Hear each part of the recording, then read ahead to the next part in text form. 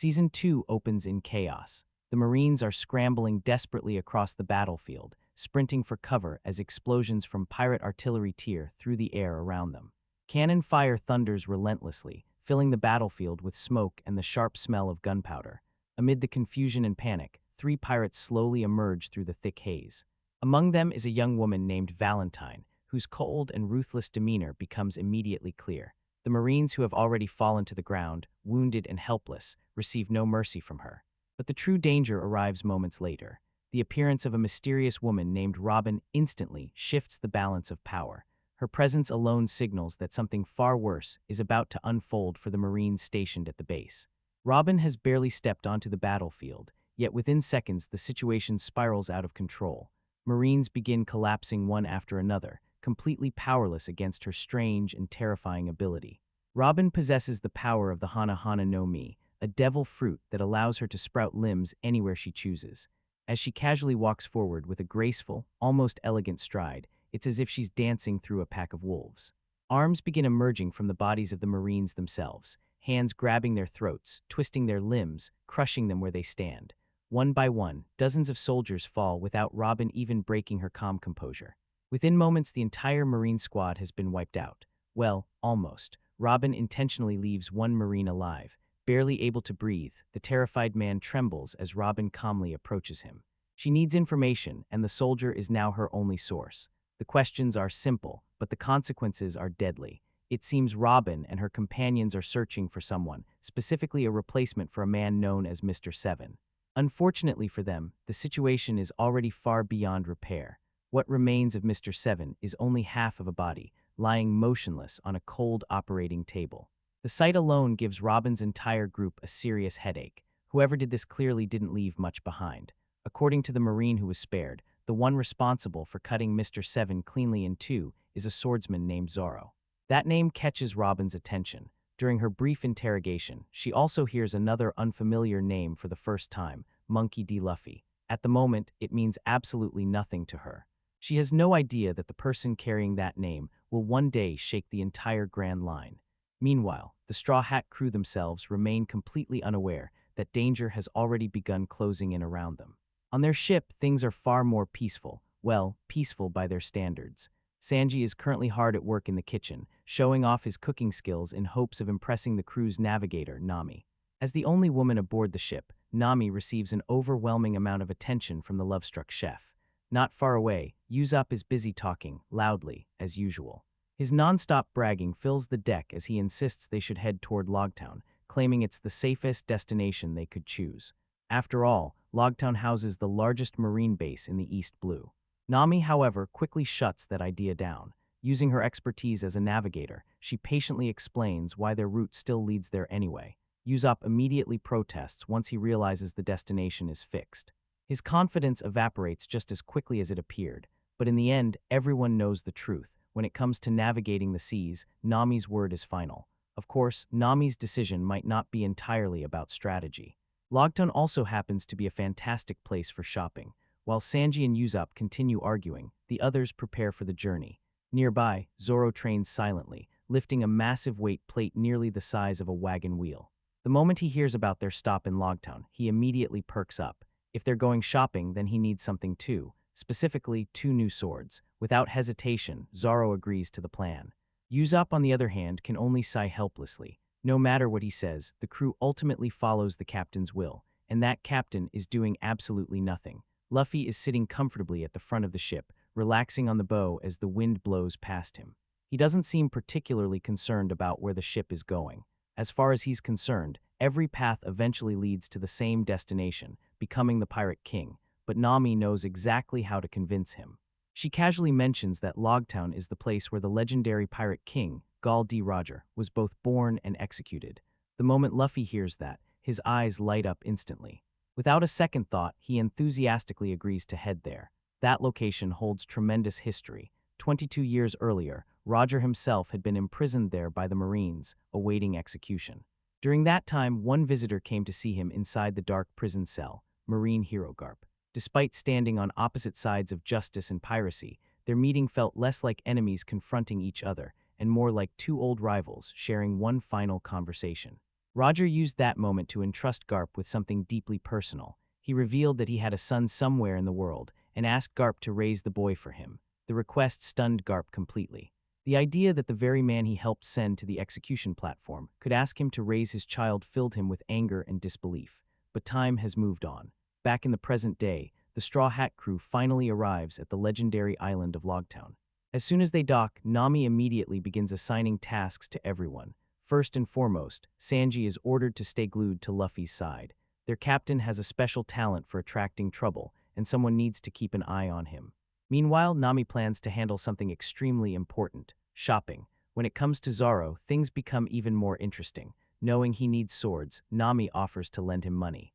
But she doesn't miss the chance to reveal her true nature. Every coin she lends comes with strict expectations of repayment later. The crew soon splits up to explore the bustling town, completely unaware that someone very dangerous has also arrived at the same port. Marine Captain Smoker. Among the Marines, Smoker is known as a relentless and intimidating officer. His reputation is well earned. He has just finished capturing a notoriously powerful pirate. As soon as he returns to port, he immediately orders his soldiers to tighten security. After all, the town's annual festival attracts pirates from all over the sea, but Smoker's own subordinate is nowhere to be seen. The young Marine officer, Tashigi, has somehow managed to get completely lost in the crowded streets. While trying to find her way back, she accidentally collides with someone. That someone is Zoro. The moment their eyes meet, Zoro freezes. The Marine standing in front of him looks almost identical to someone from his past. She resembles his childhood rival Kuina so closely that it sends a shock through him. Meanwhile, Tashigi has no idea who he really is. To her, he simply looks like another confused traveler wandering through town. Believing he might need help, she tries to assist him. But Zoro, feeling deeply unsettled by the resemblance, becomes awkward and defensive. After a brief and uncomfortable exchange, he decides to ignore her entirely and continues on his way. His destination is a small sword shop nearby. As soon as he walks inside, Zoro slams the modest amount of money Nami gave him onto the counter. He's ready to buy new swords. The shop owner immediately looks unimpressed. The amount of money in front of him clearly isn't enough for anything impressive, and he doesn't bother hiding his disappointment. But then his expression suddenly changes. His eyes widen the moment he notices the sword resting at Zoro's side. The blade in question is no ordinary weapon. It's an incredibly rare and valuable treasure. In an instant, the shop owner blurts out an offer, nearly 1,000,000 berries, just to buy that sword from him.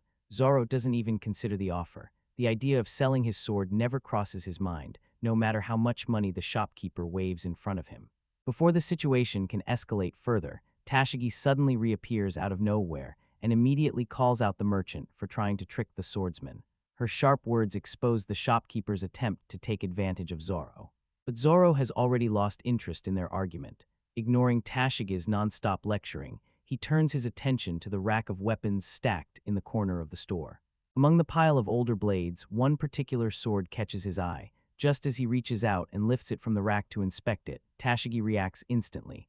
"Don't touch that one," her voice rings out sharply. She warns him that the blade he just picked up is infamous, a cursed sword known for bringing terrible misfortune to anyone who wields it. According to the rumors, every previous owner has met a tragic end. Of course, telling Zoro not to do something has the exact opposite effect. The more Tashigi tries to stop him, the more determined he becomes. Even the shopkeeper nervously tries to talk him out of it, explaining that the blade is called Sandaikaitsu and carries a reputation for killing its masters.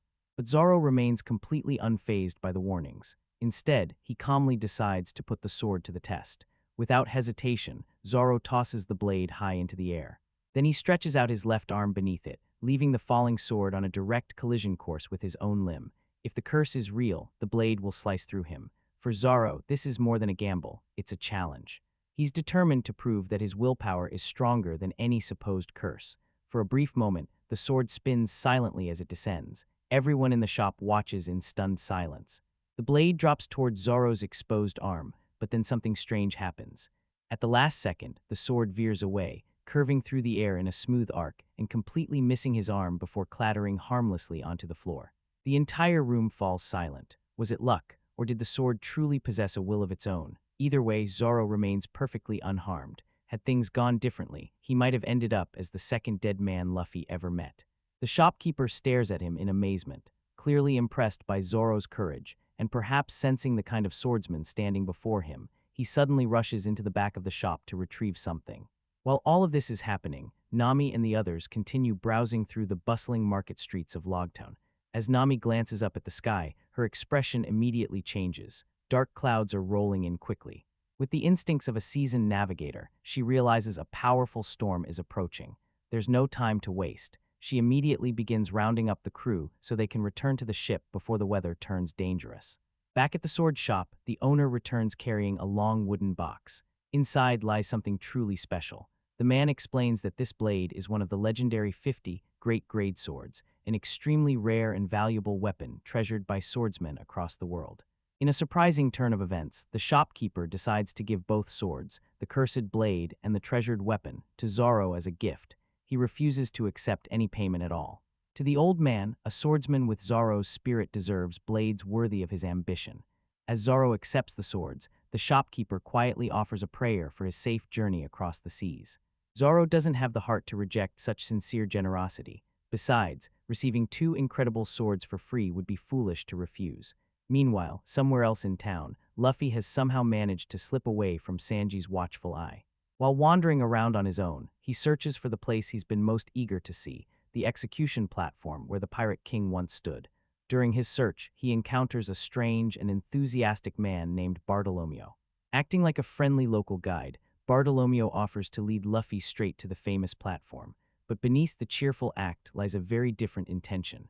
Bartolomeo has already decided that the naive pirate wearing the straw hat looks like an easy target to rob. As he prepares to pull out a knife and strike, something unexpected happens. In the blink of an eye, Luffy's straw hat is suddenly snatched off his head. Startled, Luffy immediately runs after it. And the person holding the hat is someone he never expected to meet again, Buggy the Clown. The moment Luffy sees the familiar face, he instantly realizes trouble has arrived. Watching the tension rise between the two pirates, Bartolomeo quickly decides this situation is far too dangerous for him. He attempts to slip away quietly. Unfortunately, he's not fast enough. Buggy isn't alone either.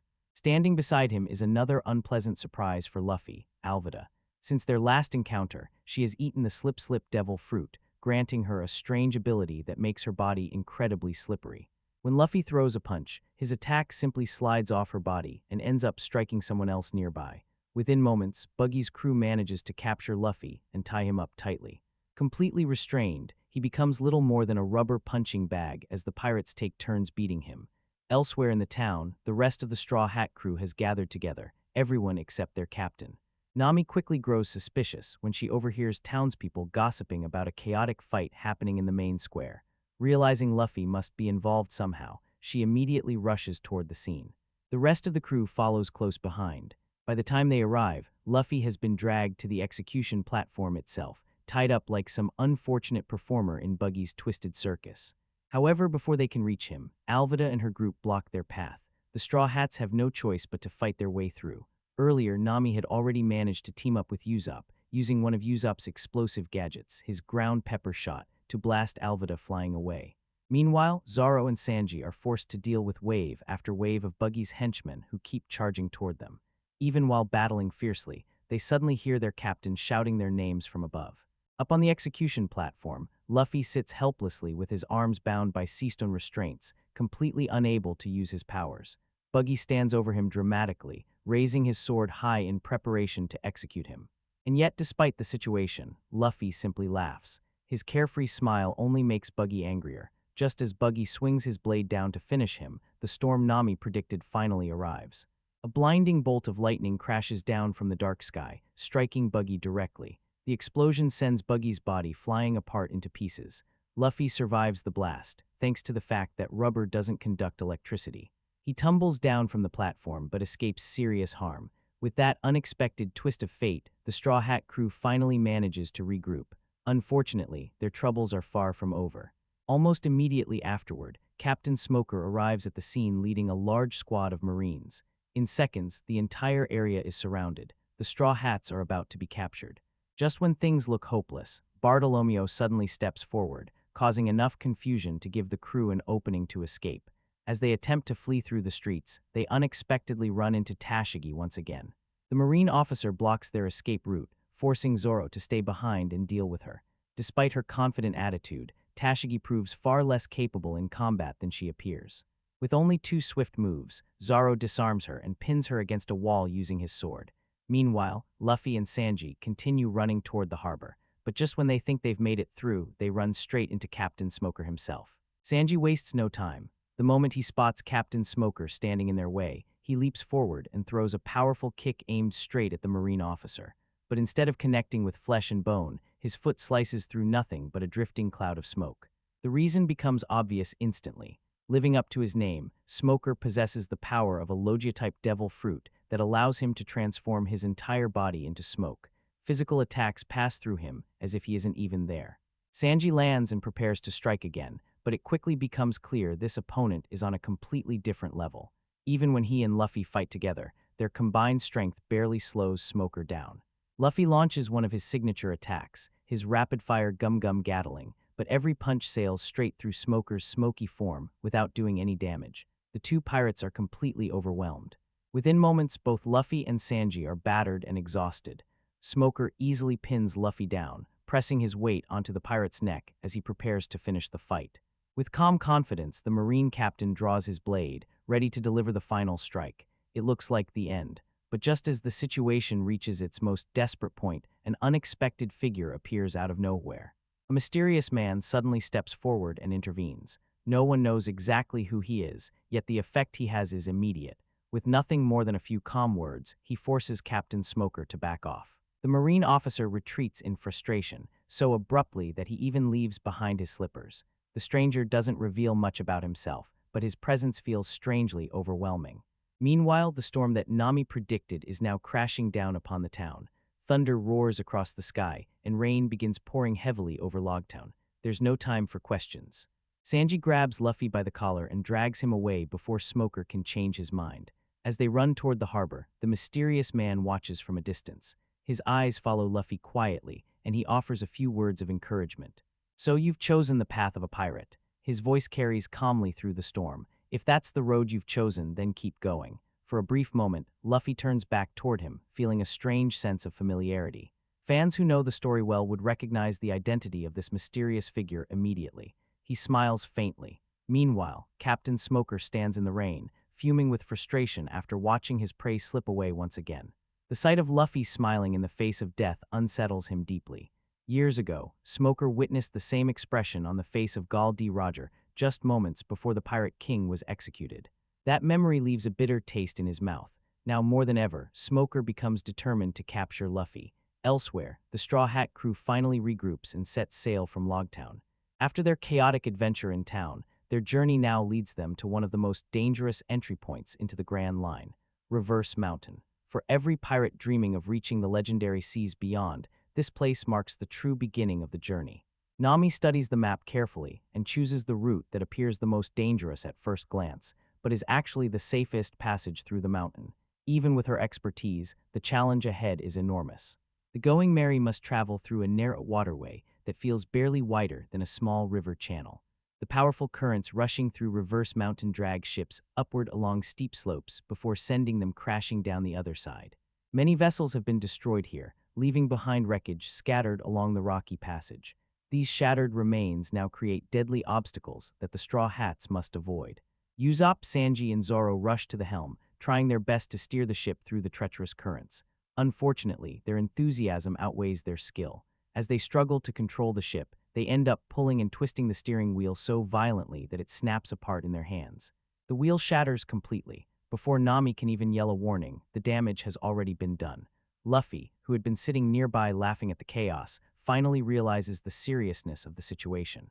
Without hesitation, he springs into action. Stretching his rubber arms outward, he grabs hold of the surrounding rocks like a makeshift anchor. Using his elastic strength, he pulls the ship away from the dangerous reefs and redirects it back toward the center of the channel. The maneuver saves the Going Merry from smashing directly into the jagged rocks. For a moment, everyone thinks the danger has passed, but the next obstacle appears immediately. The ship begins climbing an impossibly steep slope, riding the rushing current straight up the side of Reverse Mountain. The crew scrambles to coordinate their efforts, adjusting the sails, stabilizing the ship, and preparing for what comes next. And what comes next is a terrifying drop. As soon as the ship reaches the top, the current sends it racing downward at incredible speed. the Going Merry nearly plunges into a free fall as it rushes toward the exit of the mountain passage. But waiting at the bottom is something none of them expected: a gigantic whale. The massive creature floats directly in their path with its enormous mouth wide open. Luffy, naturally, has a very simple solution.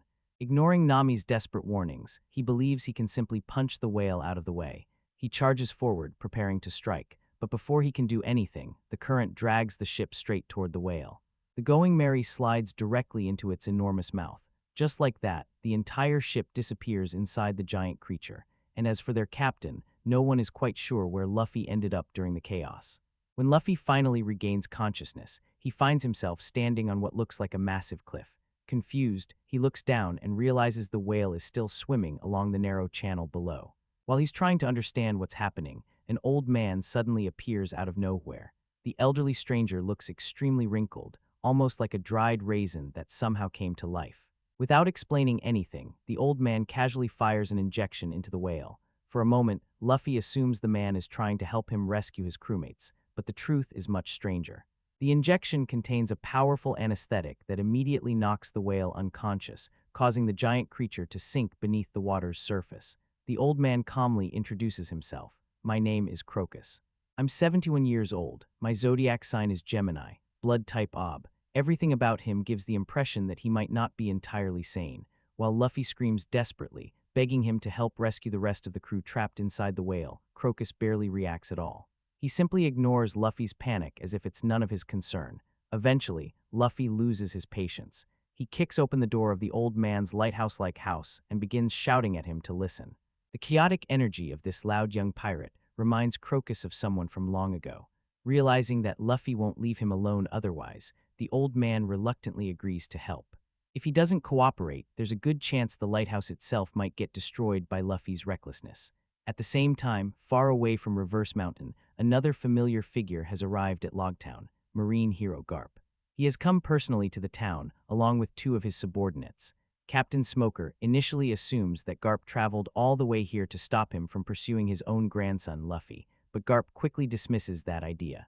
He bluntly claims that he has already given up trying to control his troublesome grandson. According to him, Luffy's problems are no longer his concern.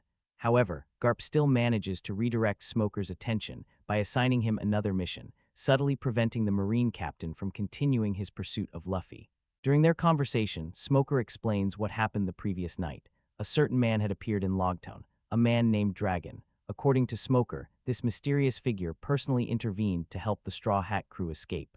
Hearing this, Garp's expression grows more serious. If Dragon himself stepped in to protect Luffy, then that young pirate might become a far greater threat to the world than anyone previously imagined. Back in Logtown, the tension between Smoker and Garp escalates quickly. Smoker remains determined to pursue the Straw Hat crew, convinced that Luffy represents a growing danger to the world. But Garp's patience finally snaps. Stepping forward, the legendary marine hero stares directly at the captain and delivers a blunt warning. "If you charge recklessly into this mission, I'll personally show you what a real threat looks like." The message is clear. Smoker may be ambitious, but even he knows better than to ignore a warning from someone like Garp. Meanwhile, far away from Logtown, the Straw Hat crew is facing a completely different kind of disaster. Inside the belly of the giant whale, Laboon, the crew quickly realizes they're in serious trouble. The whale's stomach isn't exactly a safe place to stay. Pools of acidic liquid surround them, slowly dissolving everything they touch, including pieces of old ships that have been swallowed in the past. Usopp and Sanji carefully move through the wreckage, searching for something useful. Their goal is simple: find a working steering wheel to repair the Going Merry. But the eerie environment makes the task far more terrifying than expected. As they rummage through the remains of sunken ships, Usopp suddenly notices something horrifying: a rotting corpse lying nearby. The sight sends both him and Sanji into a panicked frenzy. For a moment, they're convinced they're staring straight at a messenger from the underworld. Shaking with fear, Usopp slowly reaches out to move the body aside so he can grab a metal joint hidden beneath it. Then the corpse suddenly moves. Before they can even react, the dead body springs upright. It turns out the man wasn't dead at all, he was simply pretending. The stranger leaps into action, waving two wooden sticks wildly as if they were weapons. Unfortunately for him, his dramatic entrance lasts only a few seconds before Sanji responds with a lightning-fast series of kicks. The man is sent flying several meters through the air. Before collapsing, he shouts loudly that he plans to steal their ship. However, his bold threats don't last long. After taking a few more kicks from Sanji, he immediately falls unconscious. Even so, his words leave Usopp uneasy. If this strange guy came here alone, that would be one thing, but judging by his confidence, Usopp suspects there must be more of his companions nearby. And sure enough, that suspicion proves correct. Back on the deck of the Going Merry, Nami suddenly finds herself under attack. A woman from the same group appears and launches a surprise assault. The attacker, known as Miss Wednesday, uses a hook weapon that she swings skillfully through the air. Her movements are fast and precise, and despite Nami's attempts to resist, the mysterious woman manages to pin down the navigator. But just as the situation looks grim, a sharp whistle cuts through the air. Sanji has arrived.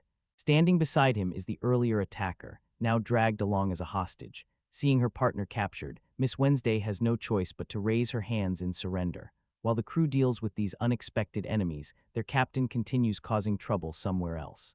Instead of waiting patiently for Crocus to find a solution to free the ship from inside the whale, Luffy keeps wandering around the lighthouse, poking through everything he can find. His constant interruptions quickly begin to irritate the old man. Finally, Crocus sighs and explains the situation. If you wait about 20 days, the whale will surface again. When that happens, your ship should be able to escape. Luffy stares at him in disbelief. 20 days. At that rate, his crewmates would probably end up being digested long before then. Naturally, Luffy's next idea is simple. If the whale is the problem, then they should just eat the whale. But Crocus immediately shuts that idea down. To him, Laboon isn't just a giant sea creature. Laboon is a friend. Years ago, Crocus once sailed alongside a lively pirate crew known as the Rumbar Pirates. They were cheerful musicians who loved playing music together during their voyages. Among them was an incredibly talented violinist whose distinctive laugh echoed across the sea. Anyone familiar with the story would recognize that laugh instantly. Back then, the Rumbar Pirates had left behind a small baby whale here at Reverse Mountain. They promised they would return for it someday after completing their journey. That baby whale was Laboon. Crocus stayed behind to keep the whale safe and waited patiently for the crew to return, but decades have passed. Not a single ship from the Rumbar Pirates has ever appeared again. Laboon continues waiting, believing that if it can just break through the mountain blocking its path, it will finally reunite with the pirates who promised to come back. The giant scars covering Laboon's head are proof of that desperate determination. Again and again, the whale throws itself against the massive cliffs of Reverse Mountain, hoping to smash its way through. That's why Crocus occasionally has to inject Laboon with anesthetics to stop the whale from injuring itself. Unfortunately, after so many injections, the medicine has started losing its effect. Luffy listens carefully to the story. Even though Crocus believes he's doing the right thing, Luffy feels something about the situation isn't quite right. Still, he hasn't figured out a better solution yet. Meanwhile, inside Laboon's stomach, the crew continues dealing with the captured intruders. From the strange outfit worn by the man with the sticks, Zoro suddenly recognizes something familiar. After wiping the dirt off the man's face, he finally confirms the identity. The man is Mr. Nine. He's connected to the same mysterious organization as the man Zoro once sliced in half earlier. Far away, Admiral Garp has already given Smoker a clear order. You can enter the Grand Line, but bring one of them back alive. Smoker now has a new mission. Back inside the whale, Zoro prepares to throw both Mr. Nine and Miss Wednesday into the acidic liquid below, which would quickly teach them how well they can swim. But before he can do that, Miss Wednesday quickly speaks up. Her explanation shocks everyone. She reveals that once they enter the Grand Line, ordinary compasses become completely useless. Instead, travelers must rely on a special type of navigation tool known as a log pose. Nami freezes in confusion. Until this moment, she had no idea such a device even existed. Before she can process this embarrassing oversight, a massive roar suddenly echoes through the whale's body. The ground trembles violently, sending everyone running in panic. For a moment, they think Usopp might have fallen into the acidic pool, but it turns out the sniper had simply climbed onto the roof of the ship and nearly slipped. Outside, Crocus quickly fires another anesthetic shot toward Laboon in an attempt to calm the whale down. This time, however, the drug barely works. Laboon continues thrashing violently. Realizing something must be done, Luffy immediately takes action. Stretching his rubber body like a superhero swinging through the city, he launches himself downward toward the massive whale. It's time for him to talk directly with Laboon. Even after Luffy throws a full power punch straight into Laboon's enormous face, the giant whale barely reacts. The blow lands with a loud thud, but Laboon simply dives back beneath the water as if nothing happened. Inside the chaos, Usopp's situation isn't much better. He ends up dangling upside down from a rope like a trapped piece of bait. Fortunately, Miss Wednesday acts quickly and slices through the rope that had been holding part of the ship in place, preventing what would have been a disastrous defeat for the crew. Her actions leave everyone puzzled. After all, she easily could have ignored the Straw Hats and let them deal with the problem themselves. Yet for some reason, she chose to help. Meanwhile, Luffy suddenly does something unexpected. Instead of throwing more punches, he begins singing. The tune he hums carries a familiar rhythm, almost identical to the songs once performed by the old pirate crew Crocus had mentioned earlier. The melody echoes across the water, stirring memories deep inside Laboon. The whale slowly rises back toward the surface. Luffy continues talking to the massive creature, speaking with a surprising hint of wisdom. "People come and go," he says calmly. "Sometimes life separates you from the ones you care about, but that doesn't mean you stop believing you'll see them again." Somehow, the whale seems to understand. Moments later, Laboon opens its enormous mouth once more. This time, instead of swallowing them, it allows the ship to slowly glide back out into open water. Thanks to Luffy's strange but sincere approach, the entire crew finally reunites safely. Crocus watches the scene unfold with quiet amazement. "If you ever get tired of living in a lighthouse," Usopp jokes, "the inside of that whale isn't such a bad place either." The comment earns Crocus an amused look, though he pretends not to be bothered. But the crew still has a bigger issue to deal with. How exactly are they supposed to navigate the Grand Line? Nami reluctantly admits something she never expected to say. She knows almost nothing about sailing through these waters. Worse still, she doesn't possess the special navigation device that Miss Wednesday mentioned earlier, the log pose. Just when Nami begins to panic, Crocus casually speaks up again. The old man explains that his days of adventure are long behind him. He has no desire to travel anymore. Instead, he's perfectly content spending the rest of his life here, watching over Laboon. Before the Straw Hats leave, however, Luffy asks Crocus for something unusual: paint. Using it, Luffy climbs up onto Laboon and draws the Straw Hat pirate flag across the whale's forehead. "This mark belongs to us," Luffy declares proudly, "so don't go smashing your head into anything while it's there." The symbol becomes proof of a new promise. Luffy promises that one day he and his crew will return to see Laboon again. Until then, the whale should wait for them. Laboon seems to understand the meaning behind the gesture. The giant creature lifts its head proudly, as if filled with renewed determination. With that emotional encounter behind them, the Straw Hats finally set sail deeper into the Grand Line. A new chapter of their adventure begins. As the ship moves forward, Zoro quietly spends time thinking about his ultimate goal, one day challenging the world's strongest swordsman, Mihawk. But the Grand Line wastes no time reminding them how unpredictable it truly is. The sea itself feels strange, filled with bizarre creatures and shifting conditions. At one point, someone suddenly shouts about seeing a huge fish nearby. It turns out to be Usopp fishing. After celebrating loudly as if he had caught a monster, he proudly pulls up his catch, only for everyone to discover it's barely bigger than a mouse. The crew can't help laughing. Their excitement grows even more as the weather begins changing dramatically. One moment the sky is bright and sunny, then rain begins pouring down out of nowhere. Not long after that, snow starts falling from the sky. The Grand Line's weather seems to shift without warning. Strangely enough, the moment Nami decides to sunbathe on deck, the weather suddenly turns perfectly calm again. Meanwhile, Luffy turns his attention to Miss Wednesday. With intense curiosity, he begins questioning her about who she really is. But in a move that leaves the entire crew speechless, Luffy suddenly unties her ropes and allows her to walk freely across the deck. His reasoning is simple. If someone wants to betray us, tying them up won't stop it anyway. It's a strange logic, yet somehow convincing. Seeing an opportunity, Mr. Nine also begins talking, trying to persuade Luffy to visit a nearby island. He describes it as a place filled with massive cactus-like rock formations. According to him, it happens to be the very first island most pirates encounter when entering the Grand Line. The idea excites everyone. Since this is their first destination in the legendary sea, the crew quickly becomes eager to see it. In all the excitement, they fail to notice something important. Miss Wednesday and Mr. Nine quietly free themselves completely and slip away. Rather than causing trouble, however, the two simply jump into the sea and disappear. Ignoring the pair's strange escape, the Straw Hat crew eventually arrives at the island. From a distance, the towering cactus-shaped cliffs give the island an eerie appearance. But what unsettles them even more are the people waiting on shore. As soon as the crew steps onto land, they feel the intense stares of the island's residents. The gazes feel sharp and almost hostile, sending chills down their spines. For a moment, it seems like a fight could break out at any second. then something completely unexpected happens. The townspeople suddenly greet them with warm smiles and cheerful enthusiasm. The mayor himself comes forward to welcome them personally. When the Straw Hats openly admit they are pirates, the mayor's hospitality becomes even greater. He proudly explains that the island is famous for treating pirates kindly.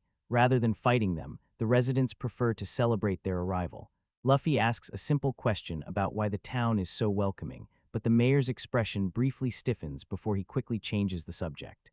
The crew senses something odd, but they can't quite figure out what it is. Meanwhile, Nami studies the log pose carefully and realizes something important. The device needs time to lock onto the island's magnetic field.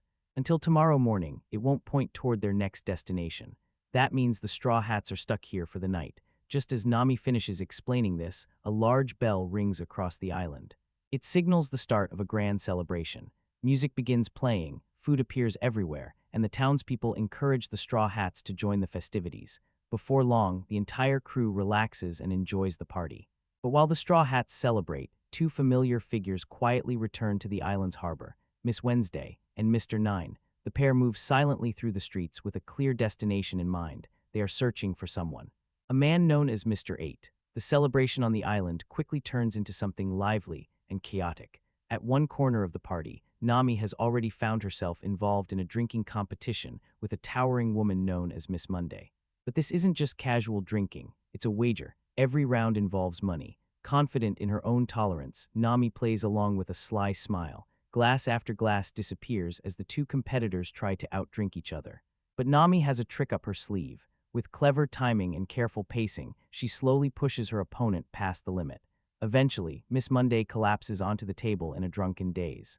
Just like that, Nami sweeps the entire pile of money toward herself. In her intoxicated state, Miss Monday begins mumbling something strange. Between slurred words, she accidentally reveals a rumor about a mysterious treasure hidden somewhere at the top of the island's mountain. Naturally, hearing something like that only sparks curiosity. The more mysterious and forbidden something sounds, the more irresistible it becomes for the Straw Hats. But despite the hint, Nami pretends not to care and quietly slips away from the party. Elsewhere, Sanji has taken up position behind the bar counter. Instead of drinking, he's happily serving drinks while charming every attractive woman who passes by. The townspeople seem oddly enthusiastic about encouraging the crew to relax and enjoy themselves. Even Usopp gets dragged along into the festivities, though he looks far less confident about the situation. And at the center of it all sits Luffy. Completely carefree, the captain is happily devouring pieces of cake one after another.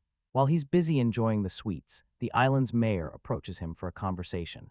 Despite Luffy's young age, the mayor seems very interested in speaking with someone carrying such a high bounty. As they talk, another familiar face quietly appears behind Luffy, Miss Wednesday. Suddenly, everything begins to feel suspicious. The friendly mayor finally reveals his true identity. He is actually Mr. 8, a member of the same mysterious organization as Miss Wednesday and Mr. 9. Holding a saxophone, Mr. 8 begins playing a soft melody. The tune has a strange effect. As the music drifts through the air, Luffy's vision begins to blur. The sound makes his head spin, and in his dizzy state, he even imagines Miss Wednesday dancing gracefully in front of him. Within moments, Luffy collapses onto the ground, completely unconscious. Miss Wednesday and Mr. 8 share a relieved embrace. After being separated for so long, the two companions are finally reunited. Meanwhile, somewhere else in the town, Nami is stumbling upon a horrifying discovery. While walking through a quiet area, she notices someone suspicious digging around beneath a large cloth covering something on the ground. Curiosity gets the better of her, and she carefully lifts the cloth. The sight beneath it freezes her in place. Underneath lie piles of corpses. They are the remains of pirate crews who previously visited this island. The bodies are covered with flies and left to rot in silence. At that moment, a man holding a shovel appears directly behind her. He calmly explains the truth. The treasure, rumored to be at the top of the mountain, isn't gold or jewels. It's the graveyard where pirates are buried after being tricked and murdered by the island's residents. The townspeople lure pirate crews in with hospitality, encourage them to relax and reveal themselves, and then eliminate them while claiming it was self-defense. But this time, things won't go so easily.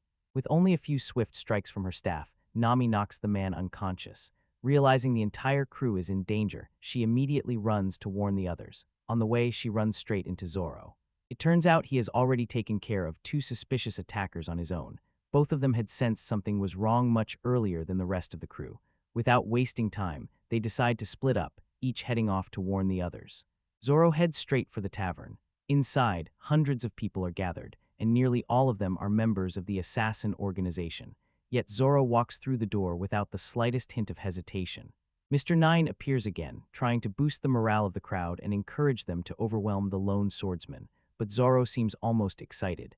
This might be a good chance to test my blades. He calmly ties his green bandana around his head, the signal that he's about to get serious. And then the battle begins. Despite being surrounded by an overwhelming number of enemies, Zoro cuts through them effortlessly. One after another, the attackers fall like stones under the edge of his swords. The numbers mean nothing. However, just as he seems to be finishing the fight, a woman disguised as a nun suddenly rushes forward. Pretending to beg for mercy, she suddenly sprays pepper powder into Zoro's eyes before attempting a sneak attack. For a brief moment, the sting blinds him, but Zoro's resilience is incredible. Even while half-blinded, he immediately turns and cuts down the attackers around him. Elsewhere, Luffy finally wakes up from his forced nap. Meanwhile, Mr. 8 and Miss Wednesday jump into a vehicle and attempt to escape the island. Fortunately, Luffy stretches his rubber arms and grabs onto the moving vehicle before it can disappear. Back inside the tavern, Zoro continues his battle. By the time he reaches the 70th opponent, a much larger and more dangerous enemy steps forward. This muscular man carries a heavy mace and is clearly stronger than the others. The impact of his attack sends Zoro crashing into a nearby wall. As Zoro regains his footing, he notices something frustrating. Sanji and Usopp have been captured. The two have been tied to chairs by the same pair of female attackers from earlier. Zoro quickly deals with them, knocking them aside and kicking a knife toward his crewmates so they can free themselves.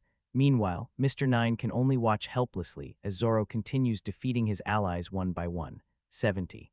80. The pile of defeated enemies keeps growing. Finally, Zoro reaches the platform where Mr. 9 is standing. The man trembles with fear, yet still tries to provoke the swordsman with a shaky gesture. Outside, Luffy decides he's had enough of the escaping vehicle. When punching the windows doesn't work, he simply flips the entire vehicle over using his rubber strength. Realizing they can't escape, Mr. 8 and Miss Wednesday immediately raise their hands in surrender. They're about to explain something important, but before they can speak, two new figures suddenly appear behind them, Miss Valentine and Mr. 5. Their arrival makes one thing very clear. Something is wrong within the assassin organization itself. The sudden arrival of the two new figures changes the situation immediately. It becomes clear that these reinforcements are not on the same side as the blue-haired girl. Before Luffy can even process what's happening, the strange man known as Mr. 5 casually digs into his nose as if nothing around him matters. Then he flicks something. A loud explosion erupts. The blast echoes across the area, making Mr. 8 panic and bolt away in terror. Vivi, still known to the Straw Hats as Miss Wednesday, quickly shouts a warning to the crew. She explains that the two newcomers are extremely dangerous agents within their organization. Both of them possess devil fruit abilities. The group immediately realizes that standing and fighting them head-on would be suicide. Without wasting time, the four of them begin retreating, trying to escape the confrontation. Meanwhile, inside the tavern, Zoro is still dealing with the aftermath of the earlier chaos. With determination in his eyes, he clenches his sword between his teeth, fully demonstrating his famous three-sword style. One by one, the remaining followers of Mr. 9 fall beneath his blades. Despite the earlier bravado, Mr. 9 himself turns out to be far less impressive than he claimed. After all the noise he made about his strength, it takes only a single decisive strike from Zoro to knock him down completely. Just when the battle seems to be over, another figure suddenly appears. A tall, dark-skinned woman wearing a pink dress steps forward. Metal knuckle weapons gleam on her hands as she prepares to fight. It's Miss Monday.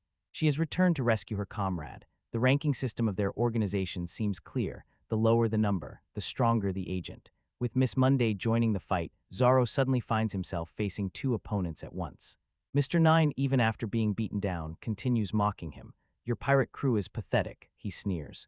"You won't even make it past the first island of the Grand Line." The insult immediately ignites Zoro's anger. Using the chain that had been wrapped around Mr. 9, Zoro swings him straight toward Miss Monday like a weapon, disrupting their attack. Even in a 1-against-2 fight, Zoro refuses to back down. By the time the dust settles, the swordsman has taken down nearly 100 enemies by himself. On the other side of the island, Luffy looks almost annoyed. Everyone else has been busy fighting, and he hasn't had a chance to show off at all. It's at this point that the truth finally comes out. Miss Wednesday reveals her real identity. Her name is Vivi, and she is actually the princess of a kingdom. She begs Luffy and the others to leave immediately because the two agents chasing them are far too powerful to fight.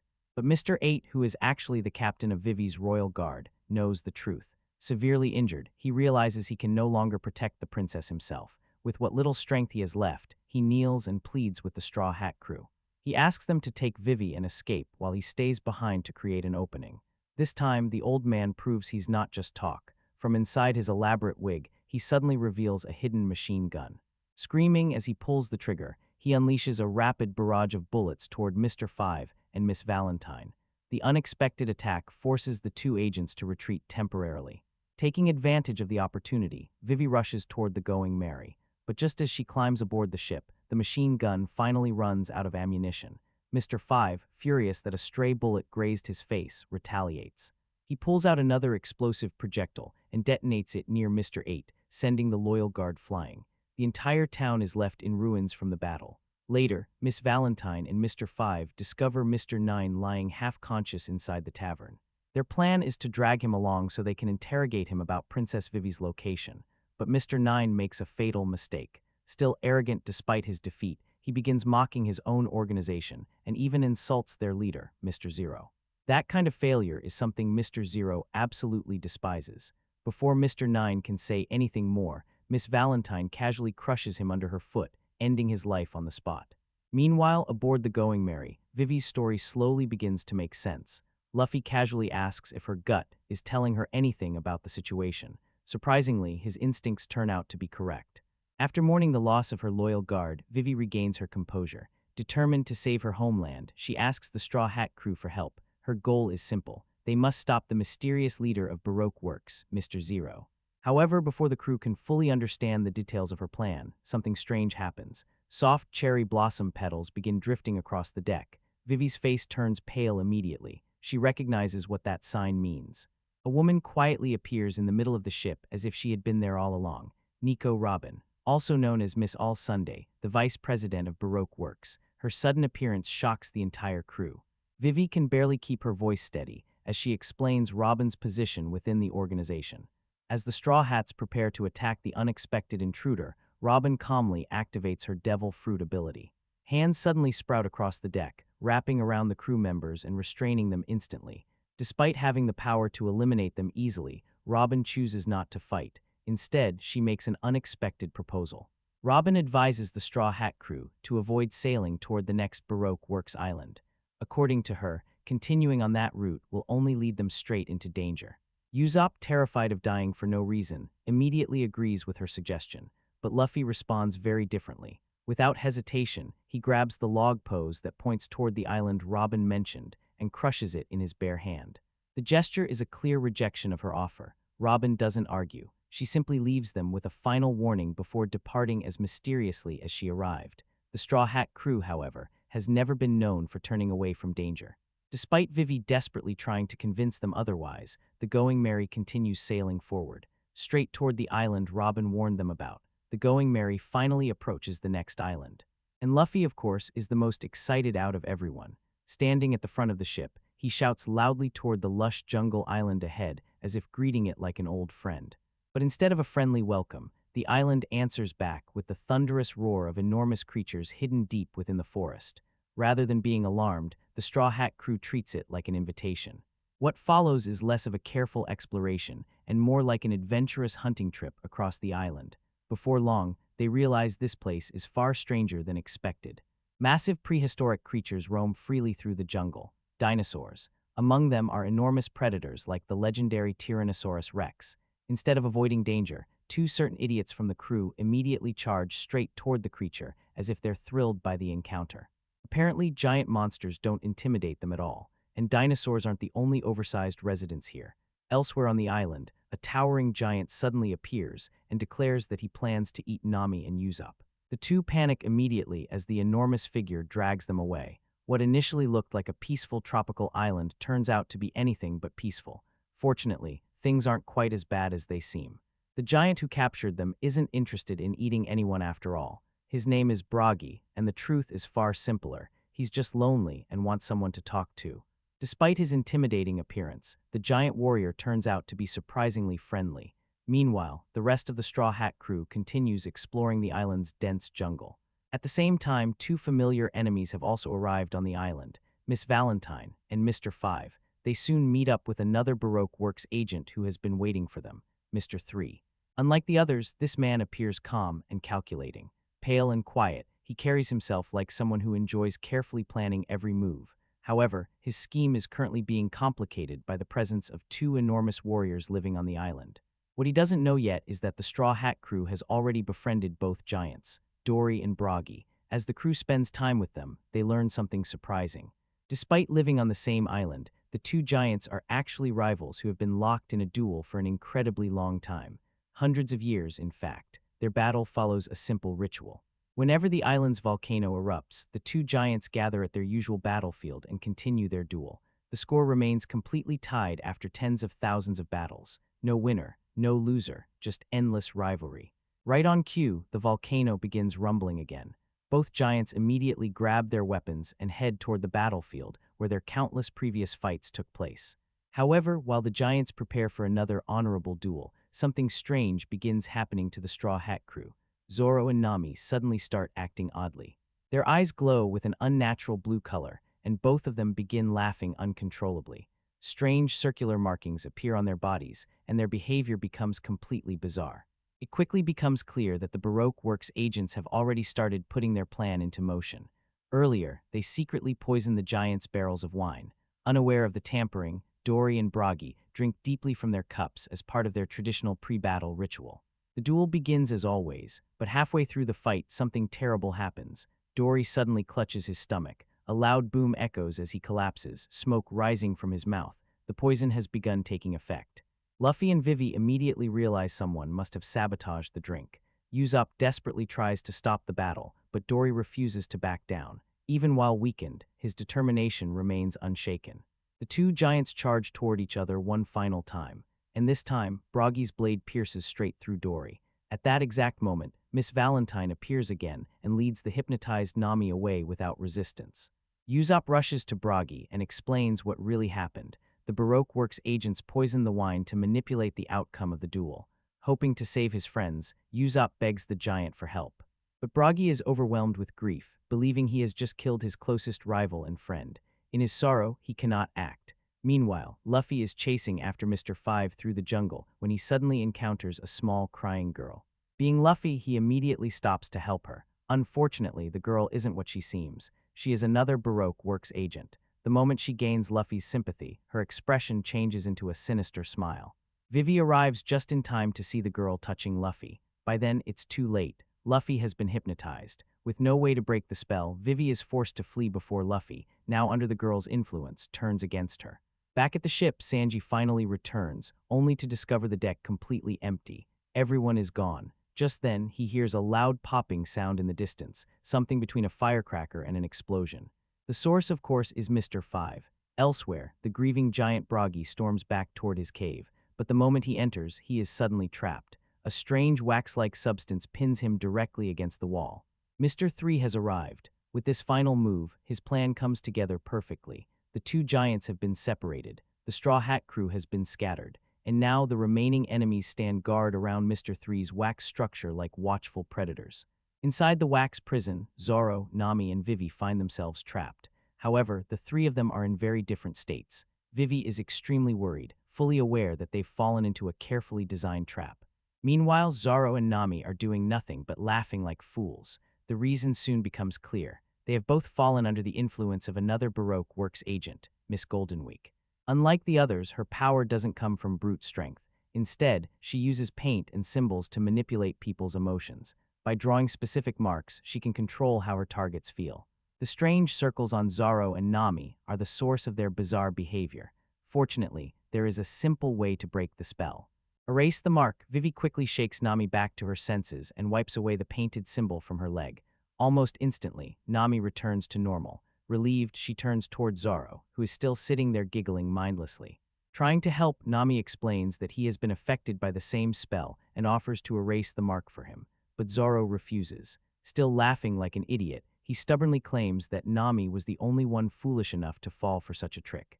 Without realizing it, Zoro himself also carries a mark, a yellow symbol drawn on his leg. Still under the spell's influence, he stubbornly insists that nothing is controlling him. According to him, he's laughing simply because everything happening around him is hilarious. No trick or spell could ever work on someone like him. Nami quickly gives up arguing with her thick-headed crewmate.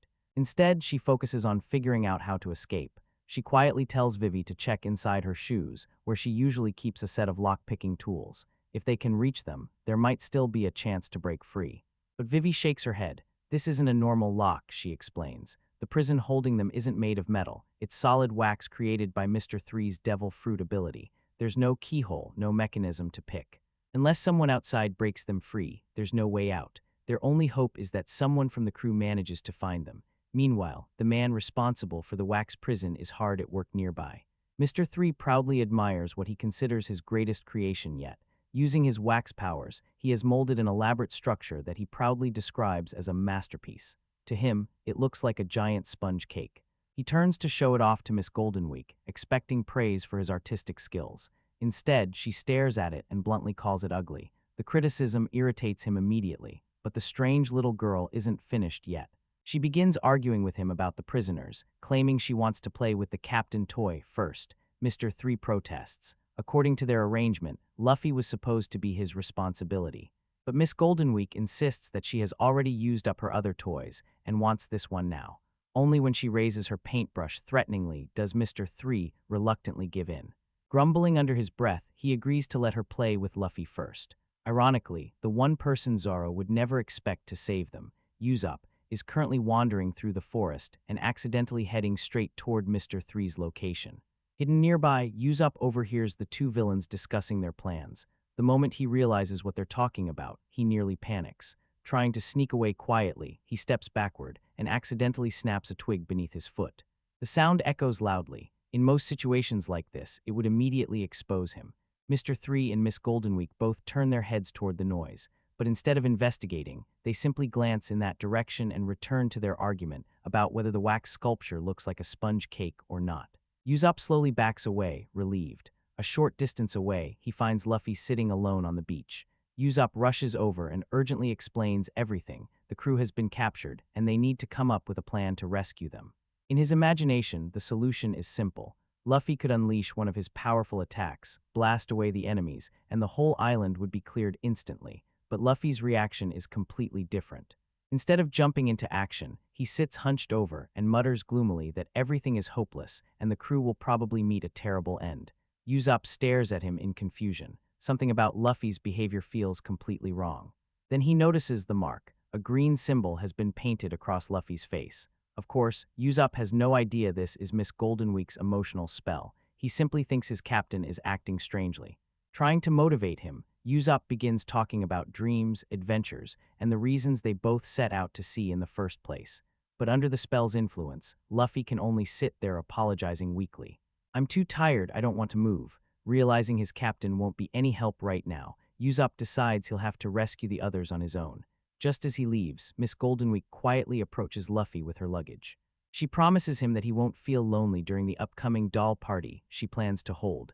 Meanwhile, Usopp runs deeper into the forest, trying to figure out what to do next. His thoughts race in circles. If he goes to rescue his friends, he might die. If he doesn't go, his friends might die. Both options feel impossible. Eventually, he comes up with a third idea: ask someone else for help. Usopp runs through the jungle yelling Sanji's name, hoping the cook will show up and handle the dangerous rescue mission instead. Unfortunately, Sanji is currently wandering around the island completely lost. By sheer coincidence, the last person Zoro would expect to save them is actually the first one to stumble upon the wax house, but Sanji arrives just a little too late. When he bursts through the door with a powerful kick, he finds his crewmates already captured. Zoro, Nami, and Vivi have been placed on the enormous wax cake, their bodies slowly being covered as the wax hardens around them. Mr. Three stands proudly nearby, showing off his creation. Mr. Five and Miss Valentine are also present, admiring the scene like guests at an art exhibit. Vivi greets Mr. Three calmly, even as she hangs trapped within the wax. The villain smiles proudly, convinced that his reputation alone should strike fear into everyone present. Zoro, still recovering from the earlier spell, can't help laughing at Mr. Three's arrogance. He points out the obvious. "There's a huge number 3 on your head. You don't even need to guess who you are." Annoyed by the comment, Mr. 3 orders Mr. 5 to begin the next stage of their plan. Mr. 5 casually digs into his nose again, preparing one of his explosive projectiles. He explains that they will turn the prisoners' deaths into a performance. His idea is simple. They will light candles around the wax structure and slowly melt wax over the prisoners. As the wax hardens, it will capture their expressions at the moment of death. A perfect artistic statue. Nami rolls her eyes at the explanation. "What kind of suffering are you talking about?" she scoffs. Zoro's been laughing like an idiot this whole time. The comment irritates Mr. 3 even more. Reluctantly, he wipes away the spell mark on Zoro's leg, so the swordsman will finally take the situation seriously. The moment Zoro regains his senses, he swings his blade directly at Mr. 3, but things aren't that simple. Mr. 3 calmly steps back and avoids the attack. Zoro then tries to cut through the wax binding his legs, but the blade barely leaves a scratch. Mr. 3 grins smugly. His wax, he explains proudly, is harder than steel. No matter how much Zoro struggles, the prison won't break, and nearby the candles are already being lit. Elsewhere on the island, a strange little tea party is taking place. Luffy sits at a small table across from Miss Goldenweek, tears streaming down his face. The girl calmly explains the meaning of the colors she paints on people. Green, she says, makes someone calmly accept whatever fate awaits them, even death. Yellow forces a person to laugh no matter how painful their situation becomes. Blue fills someone with overwhelming sadness, deeper than any sorrow they've ever felt. Goldenweek even tries telling a joke to lighten the mood, but Luffy just keeps crying. The reaction bores her completely. With a sigh, she wipes away the blue paint from his face and replaces it with green. The change immediately affects him. Luffy stops crying and grows strangely calm, becoming much more aware of what's happening around him. Goldenweek then orders him to drink tea. Luffy refuses. Annoyed, she pokes him with her paintbrush. His body suddenly moves on its own, lifting the teacup despite his resistance. He takes a sip and even compliments the taste, though his expression clearly shows how much he's struggling to resist the strange girl in front of him. Meanwhile, inside the wax house, Sanji has unknowingly wandered into the enemy's base. He pours himself a glass of red wine and is about to leave when he hears a strange ringing sound somewhere nearby. Following the noise, he discovers a purple den mushi, a snail phone, ringing on a table. When he answers, he hears the voice of someone important. It's Mr. 0. The mysterious leader of Baroque Works is calling to check whether Mr. 3 has already finished dealing with the Straw Hat Pirates. Sanji realizes immediately that if he doesn't respond carefully, everything could fall apart. Thinking quickly, he decides to play along. Pretending to be Mr. 3, he speaks confidently into the phone. His acting is so convincing that Mr. 0 doesn't suspect anything at all. In fact, he even praises Mr. 3 for handling the situation so efficiently. Now Sanji has another problem. He must rescue his crewmates before anyone arrives to confirm whether Luffy's crew is really dead. The moment he steps outside the building, however, a new threat appears. Miss 13. The Baroque Works agent swoops down from the sky while riding a massive vulture. She carries a long sniper rifle and begins firing from above, forcing Sanji to sprint across the island to avoid her attacks. Elsewhere in the forest, Usopp is still wandering around desperately searching for help. While running through the jungle, he spots a piece of meat lying on the ground. Picking it up and sniffing it, he suddenly decides it must belong to Sanji. Standing in the middle of the forest, Usopp begins shouting for help at the top of his lungs, completely refusing to rescue anyone by himself. Then he suddenly remembers something: Bragi. The giant warrior might still be able to help them. Usopp rushes toward the beach and finds Bragi standing there in an odd pose that almost looks like a mermaid stance. The giant appears extremely weak and claims that the gods are calling him. Usopp quickly explains the truth. The exhaustion Bragi feels isn't a divine sign. It's the poison from the wine that Mr. 3's group tampered with. The same attack also left a massive hole in his stomach. Realizing he was tricked, Bragi becomes furious and tries to stand up to fight the enemies, but his body has already reached its limit. Before collapsing, he still manages to pass along a final lesson to Usopp. If you abandon your friends when they need you most, the shame will stay with you forever. Those words strike Usopp deeply. Meanwhile, Sanji continues battling Miss 13 while trying to maintain his disguise over the phone. Mr. 0 occasionally asks questions, forcing Sanji to keep up the act so his cover isn't blown. At one point, Sanji even pretends to play music through the phone to keep Mr. 0 distracted. During the chaos, he finally manages to defeat Miss 13 and her giant bird, but exhaustion makes him slip up. Still holding the den mushi, Sanji casually announces that number 13 is dead. On the other end of the line, Mr. 0 crushes a flower in anger. He immediately realizes something strange is happening. Before hanging up, he delivers a cold warning to whoever is pretending to be Mr. 3. Sanji doesn't have time to worry about that now. He rushes back toward the wax house as quickly as possible. Inside, things have grown even worse. The wax surrounding Zoro, Nami, and Vivi has already hardened around much of their bodies. Zoro attempts a desperate solution. He tries to slash his own skin slightly with his sword so the wax sculpture won't be perfect. This enrages Mr. 3. His masterpiece is being ruined. With a furious gesture, he releases more wax that quickly spreads across Zoro's legs, locking them completely in place. Then Mr. 3 decides to twist the knife even deeper. He begins telling Vivi disturbing news about her homeland, Alabasta. According to him, the kingdom is falling into chaos. The king has been betrayed by his own soldiers, leaving him isolated and powerless. Vivi's face tightens with worry. She demands to know what Mr. Zero truly plans to do with Alabasta, but Mr. 3 only smiles smugly. That's a secret. Even trapped in wax, Zoro and Nami remain confident about one thing: Luffy will come. Before that happens, they decide to annoy Mr. 3 as much as possible by striking dramatic poses, further ruining his artistic display. Back at the tea party, Golden Week has changed Luffy's emotional state again. Earlier he was crying. Now he suddenly punches himself in the face. A red symbol has appeared on his cheek, filling him with uncontrollable anger. Golden Week scolds him like a misbehaving doll and orders him to keep hitting himself as punishment. At the same time, she casually tells him that Mr. 3 is currently torturing his crewmates. The more Luffy hears about their suffering, the angrier he becomes, and the harder he strikes himself. Yet despite everything, he refuses to give up. His determination to save his friends remains unbroken.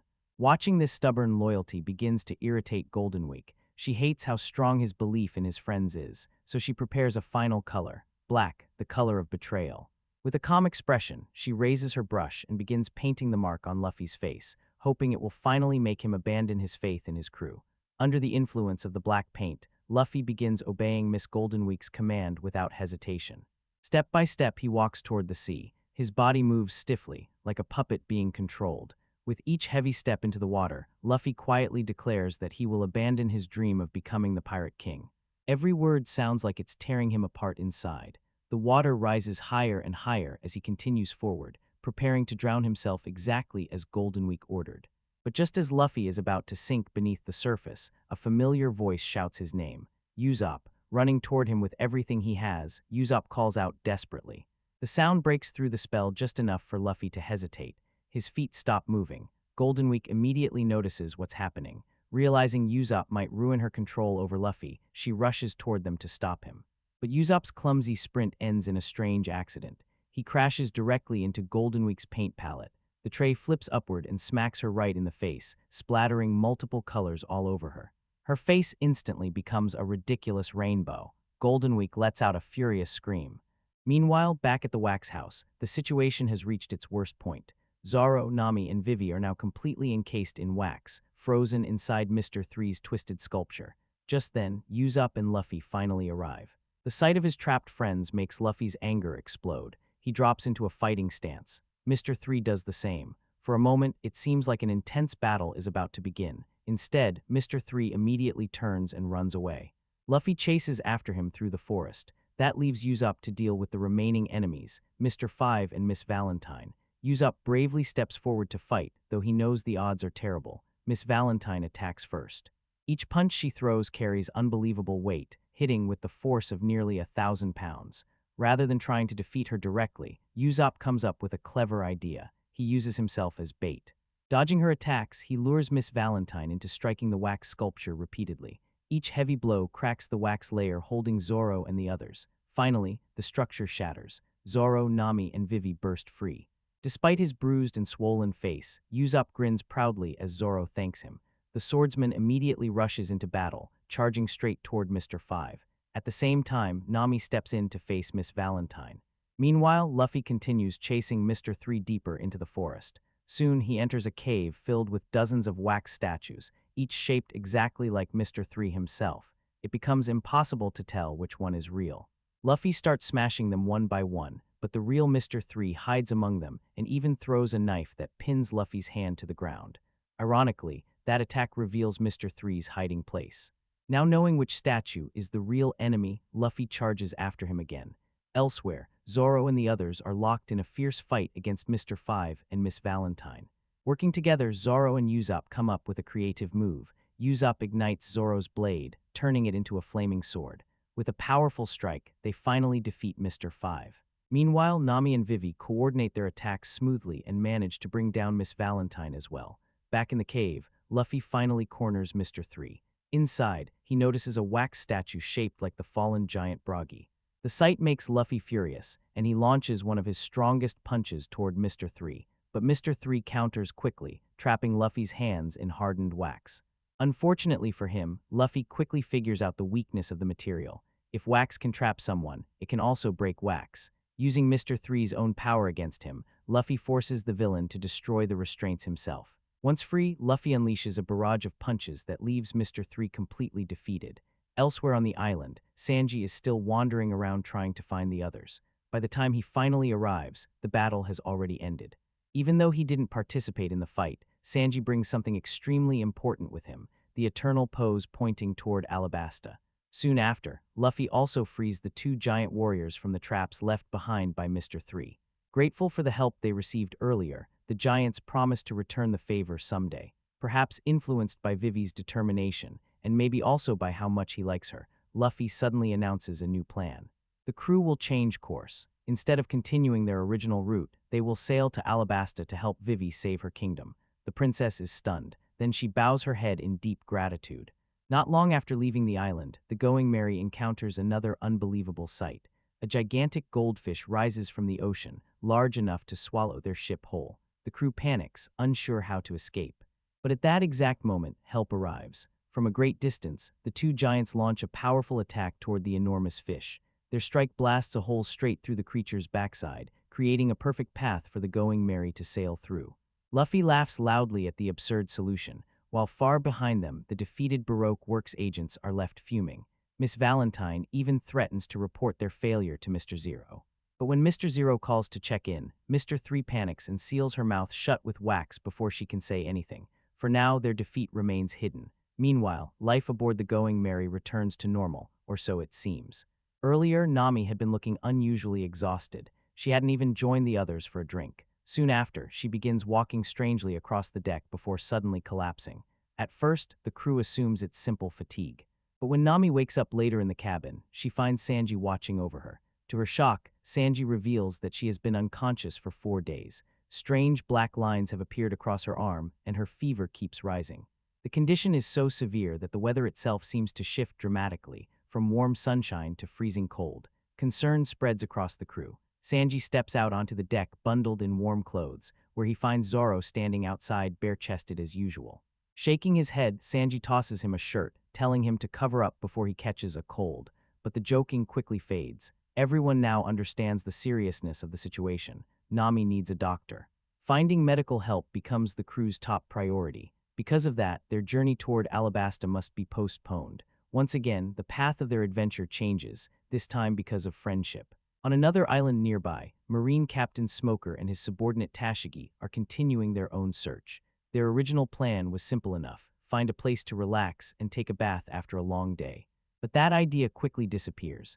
As they walk through the base, Tashigi suddenly trips over a soldier lying on the ground. When Smoker looks closer, he notices 2 perfectly straight parallel wounds across the man's chest. Just seeing those cuts is enough for him to draw a conclusion: sword wounds. And judging from their shape, Smoker immediately assumes they were caused by the Straw Hat crew. Convinced he's figured out the situation, he orders an immediate report to headquarters, declaring that Luffy and his crew must have landed on the island. As for the bath they were planning, that can wait until tomorrow. Unfortunately, Smoker's confident deduction is completely wrong. The Straw Hat crew isn't anywhere near that island. Their destination is actually Drum Island. Before the Going Merry reaches land, Vivi explains something important. The people of Drum are generally kind and welcoming, but they hold deep resentment toward anyone from Alabasta. Because of that, she asks the crew not to reveal her true identity once they arrive. Her concern comes from something that happened years earlier. Back when Vivi was still a child, there was a gathering of rulers from several kingdoms. During that meeting, the former king of Drum, Wapol, got into a heated argument with Vivi's father, King Cobra. Cobra openly criticized Wapol's leadership. "A real king listens to his people," Cobra said calmly. "A crown alone doesn't make someone worthy of ruling. The The remark humiliated Wapol. He slammed his fists on the table in anger, but the other rulers simply ignored him, leaving him to fume alone. Back in the present, Smoker continues investigating the Marine base he stumbled upon earlier. The place is a mess.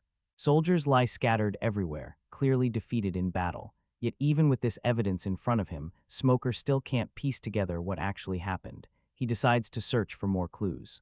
Just as he reaches for the Den Mushy on a desk, a sudden blur flies toward his face. A baseball. Smoker narrowly avoids taking the hit. Looking up, he sees a blue-haired woman casually playing with a bat. Her appearance alone tells him everything he needs to know. Baroque works. Without hesitation, Smoker lights 2 cigars and prepares for battle. The woman throws baseballs at incredible speed. Smoker dodges several of them before finally growing tired of the game. Transforming his body into smoke, he exhales a thick cloud that alters the ball's trajectory. Then he draws his weapon. With a swift strike, he sends the attacker crashing down the stairs below, ending the fight instantly. Meanwhile, the Straw Hat crew finally arrives at Drum Island, but their welcome is far from friendly. The moment they approach the gate and try to knock, gunfire erupts from the walls. Soldiers begin firing cannons and chasing them away. During the attack, Vivi is struck and injured on the arm. Seeing this makes Luffy furious. He's ready to retaliate immediately, but Vivi quickly stops him. Right now, their priority isn't fighting, it's saving Nami. Vivi bows her head and pleads with the island's guards, begging them to allow them entry so they can find a doctor. Seeing how serious the situation is, Luffy reluctantly follows her example and bows as well. Eventually, the gates open. Inside, however, the sight awaiting them is heartbreaking. The once prosperous country has fallen into ruin. Buildings stand broken and abandoned, and the people live in sadness and fear. The reason soon becomes clear. Sometime earlier, a pirate known as Blackbeard attacked the kingdom with a powerful crew. Instead of defending his people, King Wapol abandoned them completely. He fled the island, taking the country's soldiers, and even its doctors, with him. Now the kingdom has almost no medical help left. According to the townspeople, there is only one person capable of treating Nami, a strange doctor named Kureha. She lives alone in a castle at the very top of the island's massive mountain. Her methods are unusual and often described as dangerous. Usopp strongly objects to the idea of trusting someone like that, but his protest doesn't matter. If they want to save Nami, they have no choice.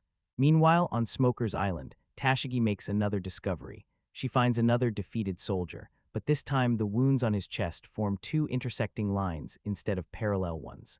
Even before she fully analyzes the marks, her instincts as a swordswoman warn her that someone dangerous is nearby. Her suspicion proves correct. A man suddenly appears behind her. He is Agent Number 11. After exchanging a few quick blows, the man casually comments that Tashigi isn't a bad fighter, though he still considers her mediocre. What catches Tashigi's attention most, however, is the weapon he carries. The sword he holds is a legendary blade known as Navigator. She admires it instantly. The man, however, shows no respect for the weapon and claims he prefers calling it boss. Hearing that irritates Tashigi enough that she immediately attacks. What follows is a fast-paced sword fight between the two, but underestimating Tashigi proves to be a mistake. After several exchanges, she knocks Agent 11 unconscious and retrieves the treasured sword he had taken. Shortly afterwards, she reunites with Smoker. Together, they reach the same conclusion. Baroque Works is planning something major, and they need to find out what it is. Back on Drum Island, the Straw Hats decide how to handle the mountain climb. Luffy and Sanji will carry Nami to the top, while Vivi, Usopp, and Zoro remain behind in the village. With nothing but determination and friendship pushing them forward, Luffy and Sanji begin climbing the steep mountain in the middle of a freezing blizzard. The journey is brutal, but neither of them stops. Meanwhile, Vivi remembers another painful moment from her childhood. After the argument between King Cobra and Wapol years ago, the arrogant ruler grabbed her cheek harshly while insulting her father. Rather than escalating the conflict between their kingdoms, young Vivi chose to endure the humiliation silently for the sake of peace. But once she was alone, the young princess couldn't hold back her tears. Even the strongest hearts sometimes break in private. Back in the small village on Drum Island, Vivi sits quietly inside one of the houses, clearly restless. With nothing else to do while waiting for news, she begins telling Usopp about the island's past. Once upon a time, she explains, the Kingdom of Drum was a thriving and prosperous nation. Its people lived comfortably, and the land was full of life. But looking around now, it's hard to believe it's the same place. The once proud kingdom has fallen into decay, leaving behind only cold winds and struggling villagers. Thinking about this only deepens Vivi's worries about her own homeland of Alabasta. Usopp listens, but only half-heartedly. After offering a few words meant to comfort her, his attention quickly shifts to a tool lying on the table nearby. In typical Usopp fashion, curiosity about gadgets wins over any serious discussion. Meanwhile, far above them on the mountain, the rescue team continues their brutal climb. Luffy pushes himself upward step by step through the snow while carrying Nami on his back. Despite the freezing wind, he keeps repeating the doctor mantra, chanting the word doctor over and over as if it will magically bring them closer to one. Behind him, Sanji encourages him to keep moving. Just when they're nearing the top, disaster strikes. A section of ice suddenly breaks loose from the cliffside and crashes downward. In the chaos, Sanji loses his footing and falls into the abyss below, but Luffy reacts instantly. Even while carrying Nami on his back, he stretches his neck downward using his rubber ability and catches Sanji before he can fall too far. With incredible determination, Luffy pulls both of them up and continues climbing until they finally reach the castle at the summit. Back on the marine side of things, Smoker and Tashigi continue interrogating the captured Baroque Works agent, number 11. Smoker uses his smoke powers to suffocate the man just enough to force answers out of him. But the agent refuses to talk. Realizing brute force won't work, Smoker and Tashigi decide they'll have to find another way to uncover Baroque Works' plans. While they think about their next move, the story shifts back to Drum Island. Down in the village, Dalton is speaking with Zoro. As they talk, Dalton openly criticizes his former king, Wapol, describing him as a selfish ruler who abandoned his people in their darkest moment. Listening carefully, Zoro makes an observation. If you were the one in charge, he says bluntly, this country would probably be in better hands. Dalton pauses, surprised by the comment. The scene then shifts to the castle at the top of the mountain. Inside, Nami lies in a hospital bed with an IV needle in her arm. From the looks of things, the treatment has already begun. Slowly, Nami opens her eyes. The first thing she sees is a small, adorable reindeer standing nearby. The creature watches her carefully, clearly relieved to see that she has woken up. Overcome with gratitude, Nami starts to thank the little animal. But before she can finish, an older woman bursts into laughter nearby. The woman is none other than Dr. Kureha. With incredible confidence, she steps forward and taps Nami lightly on the forehead. Without even using any medical equipment, she immediately declares Nami's body temperature and condition as if she can read it perfectly. Standing beside her is the small reindeer. His name is Chopper, Kureha explains. He's my apprentice. Nami tries to sit up, eager to thank them properly and rejoin her crew. But Kureha stops her instantly by pressing a knife against her neck and forcing her to stay in bed until she recovers. The situation for the others isn't much better. Sanji has broken his thigh bone and lies unconscious nearby. As for Luffy, chunks of flesh have been torn from his body during the climb, leaving him wrapped in nothing but a bath towel. Even so, Luffy still manages to complain loudly that Kureha owes him compensation for saving their lives. Later, Sanji volunteers to cook a proper meal for everyone once he regains enough strength. Meanwhile, Luffy has discovered a new favorite pastime. It's called Chopper. The captain spends his time poking, prodding, and playing with the small reindeer while Sanji continues cooking in the background. Even while preparing food, Sanji can't help joining in the teasing. At one point, the two of them touch the straw hat pirate flag nearby. Instantly, Chopper transforms. His demeanor changes completely as he leaps forward to defend the flag, angrily shouting that he is a reindeer, not a raccoon. The fact that the animal can talk only fascinates Luffy and Sanji even more. Meanwhile, Sanji's cooking fills the room with incredible aromas. Even Kureha finds herself impressed, half joking that she might just claim Sanji as her own personal cook. But Sanji refuses. I already serve someone, he says proudly. Eventually, Kureha begins telling the crew about Chopper's past. Long ago, during Wapol's cruel reign, the kingdom held something known as the Doctor Hunt. Medical professionals were persecuted and driven out of the country. During that time, a wandering doctor named Hiluluk discovered an injured reindeer in the snow.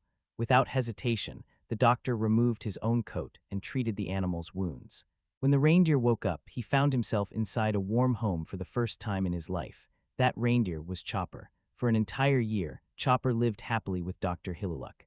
The eccentric doctor would sing songs loudly while working, filling the house with strange but cheerful energy. But one day, during an experiment gone wrong, Chopper accidentally hurt the doctor. The young reindeer felt terrible. Seeing this, Dr. Hiluluk comforted him instead of getting angry. As a symbol of their bond, he gave Chopper a red hat. It became Chopper's most treasured possession. Hiluluk devoted his life to researching a cure that could save the dying kingdom of Drum. Throughout all his experiments, Chopper stayed by his side, helping however he could. During those long nights of research, Hiluluk often spoke about his dream. He dreamed of one day sailing the seas freely like a pirate. But the peaceful days between Chopper and Dr. Hiluluk didn't last forever. One day, without warning, Hiluluk suddenly drove Chopper away. The young reindeer didn't understand what was happening. Desperate to stay, he even pretended to be sick, hoping the doctor would let him remain by his side. But Hiluluk refused. No matter how much Chopper begged, the doctor stubbornly forced him out. Chopper pleaded again and again, promising he would behave and never cause trouble. Still, Hiluluk shut the door firmly, leaving the boy outside in the cold. What Chopper didn't know was the truth behind that cruelty. Behind the closed door, Hiluluk collapsed in pain. His illness had reached a critical stage, and he didn't want Chopper to witness his suffering. The only way he could protect the boy from that heartbreak was by pushing him away. Still searching for a way to survive, Hiluluk eventually went to Dr. Kureha and begged her for help. But Kureha told him bluntly that his time was running out. Hiluluk refused to accept it. He insisted that he had to keep living, because he still needed to find the miracle cure that could save the people of Drum Kingdom. More than anything, he needed to live long enough to continue taking care of Chopper. During the final days of his life, Hiluluk threw himself into his research with desperate determination. Day and night, he experimented with medicines, trying to create something that could heal the suffering country. Finally, one day, he believed he had succeeded. Overcome with excitement, he called out Chopper's name loudly, almost like a madman, and then something incredible happened. Chopper appeared at the door. His body was battered and covered in wounds, but in his hooves he carried a rare mushroom, the exact ingredient Hiluluk had been searching for. The doctor was deeply moved by the reindeer's kindness. Believing this might truly be the miracle cure, Hiluluk cooked the mushroom into a soup and drank it himself to test its effects. Even though the taste was unbearably bitter, he forced it down. Soon after, he seemed to feel better. Encouraged by the change, Hiluluk prepared to set off on another mission. Earlier, several doctors had been captured and imprisoned in the castle of Drum Kingdom, and Hiluluk intended to rescue them. Before leaving, he packed his equipment, along with 2 powerful explosives. Chopper remained behind, still injured, watching the doctor leave. Later, while reading quietly, Kureha entered the room and delivered devastating news. The mushroom Chopper had found wasn't a cure at all. It was poisonous. Chopper collapsed in shock when he realized the terrible mistake he had made. Seeing the boy's heartbreak, Kureha took him in and began treating both his physical wounds and the pain crushing his spirit. Meanwhile, Dr. Hiluluk carried out his final mission. He stormed into Drum Castle, determined to save the imprisoned doctors, but his story ended there. Hiluluk was executed inside the castle. Even so, his sacrifice was not meaningless. His actions planted something powerful inside the heart of Dalton, the seed of justice, freedom, and hope for the people of Drum Kingdom. Back outside the castle, Chopper ran as fast as he could after hearing what had happened. Driven by grief and determination, he pushed his body harder than ever before. His transformation allowed him to sprint on all fours across the snow in a desperate attempt to save Hiluluk. But when he finally arrived, all he saw was his red hat drifting through the air. The sight shattered him. Overwhelmed with sorrow and rage, Chopper transformed and prepared to attack the king himself, but Dalton stopped him. He told Chopper that revenge wouldn't change anything. Instead, he urged him to grow stronger and return one day when he was ready. After sending Chopper away, Dalton confronted King Wapol himself. Standing face to face with the tyrant, Dalton declared that he was quitting his position. Wapol refused to allow it. The argument quickly turned into a fight, and Dalton had to battle his own king just to break free from serving him. Back in the present, Chopper begged Kureha to teach him medicine. He wanted to become a doctor, just like Hiluluk had dreamed, so that he could continue the work the old doctor had started. Seeing the sincerity in the young reindeer's heart, Kureha finally agreed. From that day forward, Chopper lived with her and trained under her guidance. As the story comes to an end, the Straw Hat crew sits in silence. Everyone is deeply moved by the tale. Everyone except Luffy. While clearly touched by the story, he is also busy eating at the same time. From the watchtower of the Citadel, Usopp, Zoro, and Dalton scan the horizon carefully. In the distance, columns of smoke begin rising from the direction of the village campsite. Something is wrong. Zoro immediately prepares to head out and investigate, but Dalton stops him. He insists that he'll go instead. Dalton trusts that Zoro will remain behind to protect the Citadel, especially since they are allies of Princess Vivi, someone Dalton already respects deeply. Meanwhile, Luffy finishes devouring another meal and wanders around the castle. He soon finds the old pirate flag that once belonged to Dr. Hiluluk. Without hesitation, Luffy grabs it and proudly hangs it up on the wall. Watching this act fills Chopper with admiration. His eyes shine with excitement as he looks at Luffy, clearly inspired by the pirate's respect for Hiluluk's dream.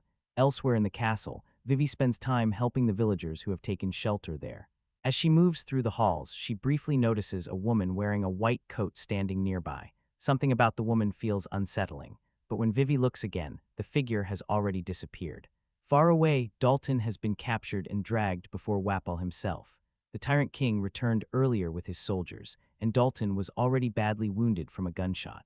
Even when Dalton transforms into his powerful bull-like form, he still cannot defeat Wapol. The reason becomes clear. Wapol has eaten the Baku Baku devil fruit, which allows him to consume anything and merge it into his own body. Thanks to that strange ability, he has created bizarre metallic weapons and armor, making him far stronger than before. With his army and new powers, Wapol has returned to reclaim the throne he believes still belongs to him. Vivi already knows about this threat. Earlier, Nico Robin hinted at Wapol's return. Why Robin chose to reveal that information remains unclear, but Vivi understands that something terrible is about to happen. Back at the watchtower, Usopp and Zoro soon spot Wapol's strange metal army marching toward the village. The situation becomes even more worrying when they realize Dalton hasn't returned. The villagers need leadership, and right now, they need Luffy. Vivi decides she will go find him herself, but the mountain path is too long and time is running out. Usopp quickly comes up with a clever solution. Using his slingshot and rope, he launches Vivi high into the air toward the snowy mountain peak where Luffy is staying. With that improvised technique, Vivi manages to reach the summit just before collapsing from the freezing cold. Back inside the castle, Nami's condition has finally begun improving. After days of treatment, her fever has broken. Just then, Vivi bursts into the room and delivers the alarming news about Wapol's return. Upon hearing this, Dr. Kureha immediately starts packing her bags. Her plan, run, but Chopper refuses. He stands firmly in place, declaring that they should stay and help the people who will soon be injured in the battle. His sudden courage surprises everyone. Even Luffy gives him a nod of approval. Soon afterward, the group prepares to leave the castle and carry Nami safely down the mountain. Just outside the gates, they encounter Dalton again. Despite his serious injuries, he has dragged himself all the way back toward the village. Every step he takes shows his determination to stand with the people and fight Wapol. Seeing Dalton's resolve softens even Kureha's attitude. With a sigh, she decides to stay and help the villagers after all. Meanwhile, Luffy and Vivi arrive near the battlefield. Suddenly, Wapol himself emerges from behind a burning campfire. The arrogant king begins boasting loudly about his power and how easily he will reclaim his kingdom. While Wapol continues bragging, Luffy simply stretches his arms and warms up, clearly ready for a fight. He looks more excited than anything. Vivi, however, loses her patience first. Unable to tolerate Wapol's cruelty any longer, she steps forward and punches him directly in the face. Enraged, Wapol transforms his hand into a sharp blade and prepares to strike back, but Luffy quickly pulls Vivi away before the attack lands. "Leave him to me," Luffy says calmly. The battle begins. Elsewhere in the village, Zoro and Usopp fight alongside the villagers to defend their homes, but Wapol's soldiers are far from ordinary. Many of them have mutated bodies created using the king's strange devil fruit power. Even after being stabbed or slashed, they continue fighting like monsters. Meanwhile, Chopper attempts to escort Nami to safety, but two of Wapol's henchmen suddenly block his path. Something inside Chopper snaps. His body begins transforming dramatically, growing larger and more powerful. The timid little reindeer suddenly becomes a towering fighter. Sanji and the others stare in shock. The shy doctor's apprentice has just revealed strength comparable to a monster. At the same time, Luffy continues battling Wapol. The king charges wildly, snapping his iron-like jaws like a crazed beast. Luffy becomes even angrier when Wapol tears the jacket he borrowed from Nami. That was a mistake, because now the Straw Hat Captain is ready to end the fight. Wapol proves to be far tougher than he first appeared. Because of the strange power of the Baku Baku Devil Fruit, his body contains an entire arsenal of weapons. Cannons, blades, and metallic parts seem to appear from everywhere, making him a surprisingly difficult opponent to defeat. As the battle drags on, the situation gradually becomes more dangerous for the Straw Hat crew. But just when things begin looking grim, Dalton returns to the battlefield, still wounded, but determined to fight. His presence gives the villagers and the Straw Hats a surge of renewed courage. Luffy quickly takes advantage of an opening. Stretching his rubber arms forward, he clamps them tightly around Wapol's enormous steel mouth. With the king's jaw forced shut, the weapons inside his body backfire, exploding right in his throat like a string of firecrackers. Nearby, Sanji and Chopper are working together to handle two of Wapol's strongest henchmen. The two coordinate their attacks smoothly, eventually knocking the enemies down. Meanwhile, Usopp finds himself in serious trouble. Just as he thinks he's about to be smashed flat by another enemy, a gunshot suddenly rings out behind him. Dr. Kureha appears with perfect timing. With a few well-placed shots, she sends the attacker flying and saves Usopp from disaster. For a brief moment, the entire group manages to regroup and laugh together in relief. But the fight isn't over yet. From the rubble of the castle, Wapol emerges again, this time holding a gun. Realizing he can't defeat them in a fair fight, he resorts to a cruel tactic. He points the weapon directly at the pirate flag that Chopper treasures so much. Without hesitation, Luffy jumps forward and places himself between the bullet and the flag. The shot echoes across the battlefield. For a moment, smoke covers everything. Then suddenly, Luffy bursts out of the smoke completely unharmed. With a furious charge, he launches himself at Wapol and begins pummeling him relentlessly. Even with his metal-enhanced body, Wapol cannot withstand Luffy's attacks. Soon the rest of the crew joins in. The combined beating sends the tyrant flying high into the sky with one final kick from Luffy. Elsewhere, Zoro and Usopp continue coordinating their defense against the remaining soldiers. But the moment Wapol disappears, the strange army he created collapses as well. The battle is finally over. With peace returning to Drum Island, Dr. Kureha immediately steps forward to fulfill her real duty, treating the wounded. Usopp and Zoro accompany her back to the castle, where they reunite with the others. Everyone is relieved to see that Nami has fully recovered. Dalton later bows deeply before the Straw Hat crew. The heroes from the sea have saved his country. Afterward, Luffy makes an offer to Chopper. He invites the young reindeer to join the Straw Hat Pirates. At first, Chopper becomes incredibly shy and insecure, refusing to believe he belongs with them. But Luffy shouts loudly for him to stop doubting himself and accept the invitation. Overwhelmed with emotion, Chopper finally agrees. Before leaving, he goes to say goodbye to Dr. Kureha. Though she hides it behind insults and rough words, Kureha clearly cares about him deeply. Even while pretending to scold him, she quietly wishes him a safe journey. Using a sled, she helps the entire crew return safely down the snowy mountain to their ship. Before they leave, Kureha unveils something special, Dr. Hiluluk's dream. She launches a brilliant display into the sky that explodes like glowing petals across the night, resembling falling cherry blossoms. The sight transforms the gloomy kingdom into a breathtaking scene of hope. Hiluluk's medicine wasn't a drug at all, it was hope itself. As long as people continue believing and working toward a better future, the kingdom will slowly heal. Soon afterward, the Straw Hat crew sets sail once again. Their ship is filled with laughter and playful chaos as usual. Vivi initially believes the pirates are only escorting her home because their routes happen to align. But the crew quickly makes it clear that she's no longer just a passenger. She's their friend, and friends help each other. They will accompany her to Alabasta and help her save her kingdom. Vivi is deeply moved by their decision. Finally, she reveals the identity of the true enemy threatening her homeland. The mastermind behind the crisis in Alabasta is Sir Crocodile, a powerful pirate and one of the 7 warlords of the sea. Far away, Crocodile sits confidently beside Nico Robin. With cold arrogance, he explains his grand ambition. His goal is nothing less than the ultimate treasure of the seas, One Piece. And he has no intention of letting anyone stand in his way. When Netflix announced a live-action One Piece, the reaction wasn't pure excitement, it was fear. And honestly, that fear made perfect sense. Because by now, audiences have been trained to expect the worst whenever anime gets turned into live action.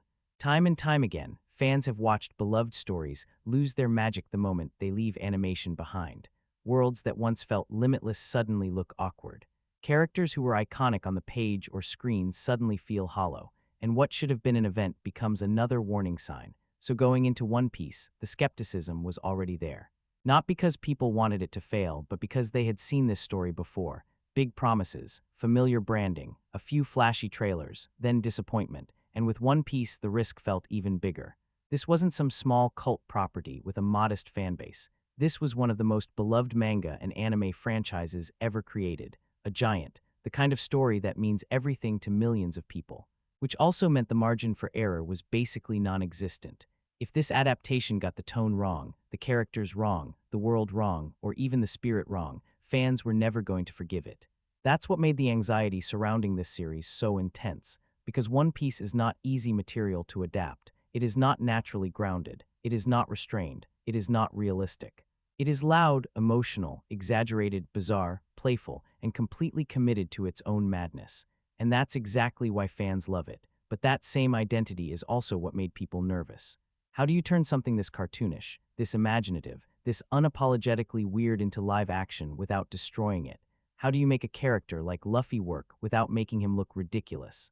How do you recreate this pirate world without it feeling fake, cheap, or unintentionally funny? Those questions were hanging over the show from the very beginning, and the deeper issue was trust. People didn't just doubt the format. They doubted whether the people making it would actually understand what One Piece is, because that's where so many adaptations fall apart. They don't fail only because of budget or casting. They fail because somewhere along the line, someone decides the original material needs to be fixed, that it needs to be more serious, more grounded, more normal, more acceptable to mainstream audiences. And the moment that happens, the soul starts disappearing. That was the nightmare with One Piece, that the creators would take this wild, colorful pirate fantasy and flatten it into something generic, that they would sand off all the weirdness, that they would turn something full of heart and chaos into another lifeless streaming product wearing the skin of a famous title. So when people say expectations were mixed, that's putting it lightly. This was not cautious optimism. This was a fan base standing at the edge of another possible disaster, hoping for the best while already bracing for the worst. Even viewers who weren't hardcore fans felt that hesitation.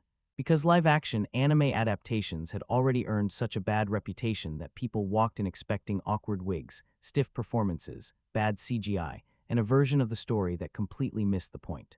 That was the atmosphere around One Piece before release. Suspicion, curiosity, doubt, anxiety. And that's why the show's early success mattered so much, because the biggest victory of One Piece wasn't just that it looked decent. It wasn't just that it had money behind it. It was that, episode by episode, it started breaking down that wall of distrust. It started proving that maybe this time, the people behind the adaptation actually understood the assignment. Maybe this time the weirdness wouldn't be erased. Maybe this time the heart would survive. And that's what makes the conversation around One Piece so fascinating. Before anyone could praise the performances, the visuals, the action, or the emotional moments, the show first had to win a much harder battle. It had to convince people to believe that this adaptation had a reason to exist, believe that live action didn't automatically mean compromise, believe that one of the most difficult anime properties ever could actually make the jump without losing its identity. That was the real first challenge of One Piece, not the grand line, not the villains, not the action, trust. And the reason that first hurdle matters so much is because it changes how every success afterward is viewed. When a project begins under a cloud of low expectations, every good decision hits harder. Every faithful moment feels more meaningful. Every scene that captures the right tone feels like a small miracle. Because audiences weren't waiting to be impressed. They were waiting to be let down. And that is what makes One Piece such an interesting case study in adaptation. Before it could become a hit, before it could earn praise, before it could build momentum for future seasons, it had to overcome years of bad memories left behind by the genre. It had to fight the reputation of everything that came before it. That burden is what Topic 1 is really about. The emotional context of the adaptation, the reason people were nervous, the reason early reactions mattered, and the reason the show's eventual reception felt bigger than just one more Netflix release. Because One Piece didn't arrive in a vacuum. It arrived carrying the weight of every failed adaptation that made audiences afraid to hope. And that fear was real, that skepticism was earned, which is exactly why the payoff, when the series actually worked, felt so satisfying. So after all that skepticism, after years of bad live-action anime adaptations, after fans walked into this show expecting the worst, why did One Piece actually work? What did this series do differently that so many others failed to do? Because when you look at the history of adaptations, the biggest problem usually isn't budget. It's not casting. It's not even special effects. The real problem is understanding the soul of the story. And that's exactly where One Piece succeeds. From the very beginning, you can feel that the people behind this show didn't approach it like just another franchise to monetize. It doesn't feel like a corporate project trying to imitate anime aesthetics. Instead, it feels like something built by people who actually understand why this world matters to fans. That difference might sound subtle. But in an adaptation, it changes everything. Because adapting something like One Piece is not about copying scenes panel by panel. It's about translating energy, emotion, and tone into a completely different medium. And that's where this series makes its smartest decision. Instead of trying to fix the source material, the show embraces it. It embraces the ridiculousness. It embraces the optimism. It embraces the exaggerated personalities and the chaotic pirate world. Where other adaptations try to tone things down to look more realistic, One Piece leans in and says, This world is strange. This world is colorful. And we're not apologizing for it. That creative confidence becomes the foundation of the entire show, because One Piece was never meant to feel normal. This is a universe where pirates stretch their bodies like rubber, swordsmen fight with 3 blades at once, and villains are just as theatrical as the heroes. Trying to force that world into a grounded tone would have killed the story immediately, and thankfully, the creators understood that. Instead of stripping away the personality of the manga, they translated its spirit into live action. That means the characters remain larger than life, the humor stays weird, the adventure stays playful, and the story never pretends it's something it isn't. But understanding the tone is only part of the reason the adaptation works. The other major factor is character focus. At its heart, One Piece is not just a pirate story. It's a story about people. It's about dreams. It's about loyalty. It's about a group of complete misfits finding each other and deciding they belong together. And the show understands that the crew is the emotional center of everything. You can have great sets, exciting action scenes, and impressive effects, but if the Straw Hat crew doesn't work, the whole story collapses. Thankfully, the series puts enormous effort into getting those characters right. Each member of the crew feels distinct. Each one has a personality. Each one has a reason for being there. And most importantly, their chemistry feels genuine. When they argue, it feels natural. When they support each other, it feels earned. And when they slowly start becoming a family, you believe it. That emotional core is what keeps the show grounded even when the world becomes ridiculous. Because even when the action is over the top, the relationships feel real. Another reason the adaptation succeeds is confidence in its world building. Many adaptations feel nervous about their own universes. They hide the weird parts. They simplify the mythology. They try to make everything easier for casual viewers. One Piece does the opposite. It throws you straight into a pirate world filled with marines, bounty hunters, strange powers, and dangerous seas. But instead of feeling confusing, it feels exciting. Because the show treats this world like it's already alive. The characters understand it. The rules make sense to them. And that allows the audience to discover the world naturally as the story moves forward. That sense of exploration is one of the show's greatest strengths. Every new island, every new villain, every new ally. It all feels like another step in a much larger adventure, and that sense of adventure is the final piece that makes the adaptation work. At the end of the day, One Piece is supposed to be fun, not cynical, not overly serious, fun. It's about the thrill of chasing impossible dreams. It's about sailing into the unknown. It's about believing that something incredible is waiting beyond the horizon, and this live-action version captures that feeling surprisingly well. You can see it in the characters' excitement. You can see it in the scale of the world, and you can feel it in the way the show constantly pushes the story forward. That energy makes the series incredibly easy to watch. One episode ends and you want to see the next. Another adventure begins, and suddenly you're pulled deeper into the world. That's the magic of the adaptation. It doesn't just recreate One Piece visually. It recreates the spirit of adventure that made people fall in love with the story in the first place. And that's why this adaptation stands out, because the creators didn't try to reinvent the story. They didn't try to correct the manga. They didn't try to make it something else. They simply asked the most important question an adaptation can ask: what makes this story special? And then they protected that answer at every step. That's why the show works. That's why fans accepted it. And that's why One Piece might be the rare example of a live-action anime adaptation that finally got it right. One of the biggest challenges facing the live-action version of One Piece had nothing to do with action scenes, special effects, or casting. It was tone, because if there's one thing that defines One Piece as a story, it's that the world is unapologetically strange. It's loud, colorful, emotional, ridiculous, and sometimes completely absurd. Characters stretch like rubber, villains dress like circus performers, pirates talk about dreams with absolute sincerity, and the entire universe runs on imagination instead of realism. And that raises a serious question for any live-action adaptation. Do you embrace that madness, or do you try to tone it down? Most adaptations choose the safer path. They try to make things more grounded. They smooth out the weirdness. They push the story closer to realism in the hope that audiences will take it more seriously. But that approach almost always creates a bigger problem.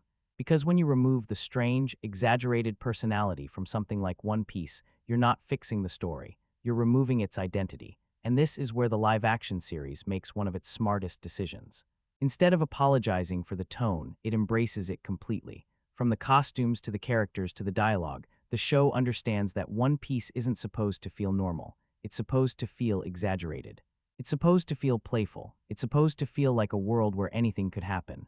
That creative choice defines the entire series. The characters are big personalities. Luffy isn't just optimistic, he's explosively optimistic. Villains aren't just dangerous, they're theatrical. The humor is bold, the adventure is grand, and the world is bursting with color and imagination. The show never hides that energy. In fact, it leans into it. And surprisingly, that commitment works. Because the moment the series decides to fully accept its identity, the world suddenly starts to feel coherent. Instead of awkwardly balancing between realism and fantasy, the show picks a lane and races forward with confidence. But of course, this approach doesn't work for everyone. Some viewers feel that the exaggerated tone can occasionally go a little too far. What feels perfectly natural in animation can sometimes look a bit exaggerated when translated into live action. Certain performances, costumes, or visual choices can feel slightly cartoonish depending on your expectations, and that criticism isn't entirely unfair. Animation has a freedom that live action doesn't. When characters are drawn, audiences instinctively accept exaggeration. But when real actors step into those roles, the line between charming and over-the-top can sometimes become very thin. Still, what's interesting is that even many critics of the tone admit something important. The show works because it commits. It doesn't hesitate. It doesn't half-embrace its weirdness. It goes all in. And that confidence gives the world a sense of personality that many adaptations completely lack. Because imagine the alternative. Imagine a version of One Piece that tried to be dark and gritty. A version where the colors were muted, the characters were restrained, and the humor was stripped away. That wouldn't feel like One Piece anymore. It would feel like a completely different story wearing the same name. And that's exactly why the show's tonal commitment matters so much. The series understands that this world is built on dreams, adventure, and imagination. It understands that pirates in this universe aren't supposed to feel realistic, they're supposed to feel legendary. They're dreamers, they're misfits, they're weird, and the show lets them be exactly that. Another key part of the series' tone is its emotional sincerity. In many modern adventure shows, there's a tendency to hide emotion behind sarcasm or irony. Characters rarely say what they truly feel. The story keeps things cool, detached, and self-aware. One Piece does the opposite. When characters believe in their dreams, they say it out loud. When they care about each other, they show it. When they promise loyalty, they mean it. There's a kind of fearless sincerity to the storytelling that feels refreshing. The show isn't afraid to be emotional. It isn't afraid to be hopeful. It isn't afraid to celebrate the idea that people can chase impossible dreams. And that emotional honesty is a huge part of the show's identity. Because at the end of the day, One Piece isn't just about pirates fighting villains. It's about believing in something bigger than yourself. It's about friendship, freedom, and adventure. And the tone of the show reflects that. It's bright, it's bold, it's joyful, it's chaotic, and sometimes it's completely ridiculous. But all of that is intentional. That's the world of One Piece. And by choosing to embrace that identity instead of hiding from it, the live-action series accomplishes something incredibly important. It proves that the heart of the story can survive the transition to live action. Not by changing what One Piece is, but by trusting it. One of the most interesting conversations surrounding the live-action One Piece isn't about the action, the casting, or even the story. It's about who the show is actually for. Because depending on who you ask, the answer can be completely different. For some viewers, One Piece feels like a perfect adventure series for everyone. A colorful pirate story filled with humor, imagination, and larger-than-life characters that audiences of all ages can enjoy. But for others, the experience feels very different. To them, the tone of the show sometimes feels a little too playful, a little too exaggerated, a little too cartoonish for a serious live-action series, and that raises an interesting debate. Is One Piece a universal adventure story, or is it something that works better for younger audiences? Part of the reason this debate exists is because of the show's identity. As we talked about earlier, the series fully embraces the exaggerated tone of the original manga. The characters are expressive, the costumes are bold, the world is bright and stylized, and the humor is often playful and over the top. For fans of the franchise, that's exactly the point. That tone is part of what makes One Piece special. The story has always balanced adventure, comedy, absurdity, and heartfelt emotion. It's never been a grim, ultra-realistic pirate drama, but when that same tone appears in live action, the reaction can vary. Some viewers see it as refreshing, a fun, imaginative escape from darker fantasy series that take themselves too seriously. Others feel that the presentation occasionally leans toward a younger demographic. The colorful visuals, the expressive acting, and the playful world building can give the impression that the show is aimed more at kids or teens than at adults looking for something grounded. And depending on what you expected going in, that difference can really shape your experience. If you walk into One Piece expecting something like a gritty historical pirate drama, the tone might feel jarring. The characters might feel exaggerated, the world might feel too whimsical. But if you approach it as a fantasy adventure inspired by manga and anime storytelling, the tone suddenly makes perfect sense. That's why reactions to the show's maturity level are so divided, because One Piece was never trying to compete with serious pirate epics or dark fantasy series. It's trying to tell a different kind of story, a story about dreams. About freedom, about a group of misfits sailing across a strange world in search of something impossible. And those kinds of stories naturally carry a sense of wonder and playfulness. In many ways, that's actually one of the show's greatest strengths. It doesn't hide its optimism. It doesn't pretend to be cynical or edgy just to appear mature. Instead, it embraces adventure with an almost childlike sense of excitement. And for many viewers, that's exactly why it works. Because the show reminds them of something that modern storytelling often forgets: that adventure can still be joyful. But that same optimism can also create friction with audiences who prefer darker, more grounded narratives. For those viewers, the exaggerated world and expressive characters can feel less immersive and more theatrical. Neither reaction is necessarily wrong. They're simply different expectations colliding with the same show. What's fascinating is that One Piece never tries to resolve this debate. It doesn't suddenly shift tone halfway through to become more serious. It doesn't hide its playful identity to appeal to a different demographic. Instead, it stays consistent. It tells the story the way it was meant to be told: bold, colorful, emotional, and full of imagination. And that decision ultimately defines the experience. Because whether you see One Piece as a fun family adventure or a slightly childish fantasy depends entirely on what you value in storytelling. Do you want realism? Or do you want imagination? Do you want grit? Or do you want adventure? For many viewers, One Piece proves that a story can be playful without being shallow, that optimism can coexist with emotional depth, and that a colorful fantasy world can still deliver meaningful moments. But the debate itself reveals something important. One Piece isn't trying to be everything for everyone. It's trying to be itself, a pirate adventure that celebrates dreams, friendship, and the thrill of chasing something impossible. And whether that tone feels timeless or too youthful ultimately depends on the viewer watching it. At the heart of One Piece lies one of the most powerful storytelling engines ever created: a quest, not a complicated political drama. Not a dense mystery filled with endless twists, a quest. And sometimes, the simplest ideas create the most unforgettable adventures. The story begins with a dream, a huge, impossible dream carried by a boy named Monkey D. Luffy. Luffy doesn't want wealth. He doesn't want power in the traditional sense. He wants freedom. And the path to that freedom is legendary. Somewhere out there in the vast ocean lies the greatest treasure in the world, the One Piece. Whoever finds it will earn the ultimate title, King of the Pirates. For most people in this world, that dream sounds insane. The seas are filled with dangerous pirates, massive storms, deadly sea monsters, ruthless marines hunting anyone who dares to chase that legend. But Luffy doesn't care about any of that, because in his mind, the journey is just as important as the treasure itself. And that's where the real story begins. Unlike many adventure series that throw audiences straight into massive conflicts, One Piece takes a more personal approach. Instead of building an army, Luffy builds something much more meaningful: a crew, but not just any crew. The Straw Hat Pirates are not elite warriors chosen for perfection. They're a collection of outsiders, misfits with strange personalities, complicated pasts, and dreams of their own. First comes Zoro, a master swordsman and former bounty hunter, whose loyalty and determination make him the perfect first mate. Then Nami, a brilliant navigator and thief who knows the seas better than anyone, but carries secrets from her past. Then Usopp, a storyteller and sharpshooter who dreams of becoming a brave warrior of the sea. And Sanji, a charismatic chef whose passion for food, fighting, and chivalry makes him one of the most unique fighters on the crew. Each character enters the story with their own history, their own goals, and their own reasons for joining this impossible adventure. And that's where the magic of One Piece truly shines, because this isn't just a treasure hunt. It's a journey of people discovering where they belong. As the crew grows, so does the world around them. Every island introduces new characters, new dangers, and new stories waiting to unfold. Pirates, marines, bounty hunters, and mysterious powers all collide in a universe that constantly feels bigger than the last place they visited. That sense of expansion is what makes the series so addictive. You never feel like the story is standing still. Every step forward reveals another piece of the world, another villain, another ally, another mystery hidden somewhere across the ocean.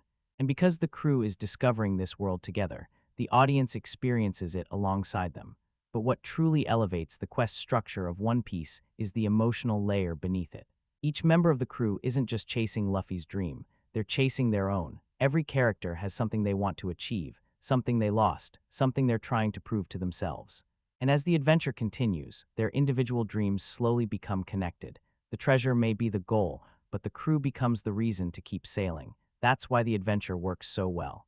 Because even when the story gets wild, with bizarre villains, strange powers, and over-the-top battles, the emotional core never disappears. You're not just watching pirates fight, you're watching people fight for their dreams.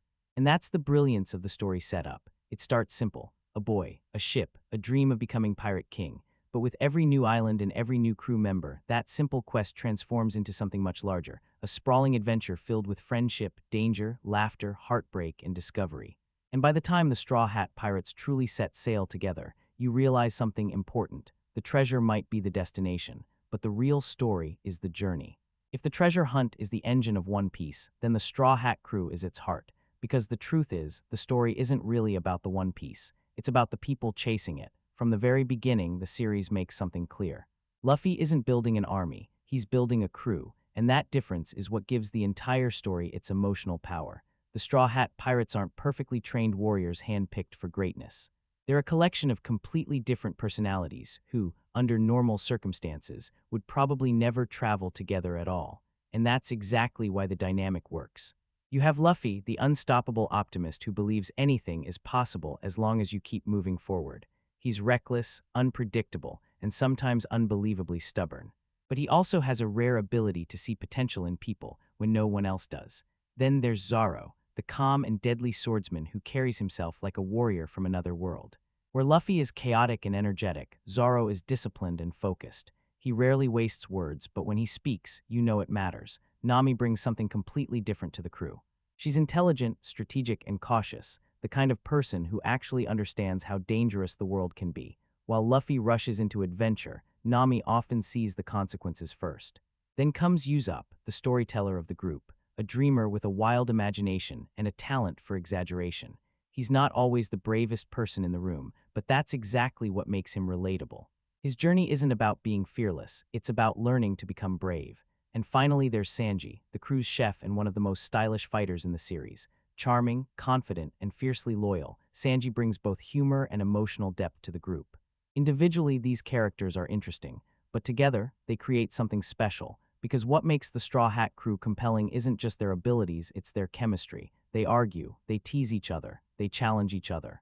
And yet, beneath all of that chaos is an unshakable sense of loyalty. As the story unfolds, something beautiful happens. These strangers slowly stop acting like individuals and start acting like a family. A strange, unpredictable, slightly dysfunctional family, but a family nonetheless. Luffy believes in his crew with absolute confidence. Zoro trusts Luffy's leadership without hesitation. Nami learns that she's not alone anymore. Usopp finds people who believe in him. Sanji finds a place where he belongs. And that transformation is what makes the crew dynamic so powerful, because every adventure, every fight, and every emotional moment is strengthened by the bond between these characters. When one of them is in danger, the others don't hesitate. When someone's dream is threatened, the entire crew steps in. And those moments remind the audience that this story is about something bigger than treasure. It's about found family. That idea of people choosing each other despite their differences runs through the entire series. These characters don't come from the same background. They don't share the same goals. They don't even always agree, but they believe in each other. And that belief becomes their greatest strength. In many adventure stories, the supporting characters exist mainly to help the hero succeed. In One Piece, it's different. Every member of the Straw Hat crew feels essential. Remove any one of them, and the dynamic changes completely. That's why their chemistry feels so genuine. You're not just watching a group of pirates chasing a treasure. You're watching a group of people slowly build something much more valuable: trust. And once that trust is formed, every moment on their journey becomes more meaningful. Because no matter how dangerous the seas become, the Straw Hat crew sails together. When adapting something as beloved as One Piece, there is one challenge that can make or break the entire project before the first episode even ends. Casting, because the characters in One Piece are not ordinary characters. They're iconic. For millions of fans, these personalities have existed for years, sometimes decades, in manga panels and animated episodes. Their voices, their energy, their personalities, fans know them by heart. So the moment a live-action version is announced, the question becomes unavoidable. Can real actors actually bring these characters to life? That's a terrifying challenge for any adaptation. But surprisingly, one of the biggest strengths of the live-action One Piece is exactly that, the casting. And it starts with the most important character in the entire story. Monkey D. Luffy. Luffy is the emotional core of One Piece. If he doesn't work, nothing else works. He's not just the hero, he's the spirit of the entire series. He's endlessly optimistic. He's reckless in the best way possible. And he carries a belief in dreams so powerful that it pulls everyone around him into the adventure. That's not an easy personality to translate into live action. Too exaggerated, and the character becomes annoying. Too restrained, and you lose the magic that makes Luffy special. But somehow, Iñaki Godoy manages to find that balance. From the moment he appears on screen, there's a natural warmth to his performance.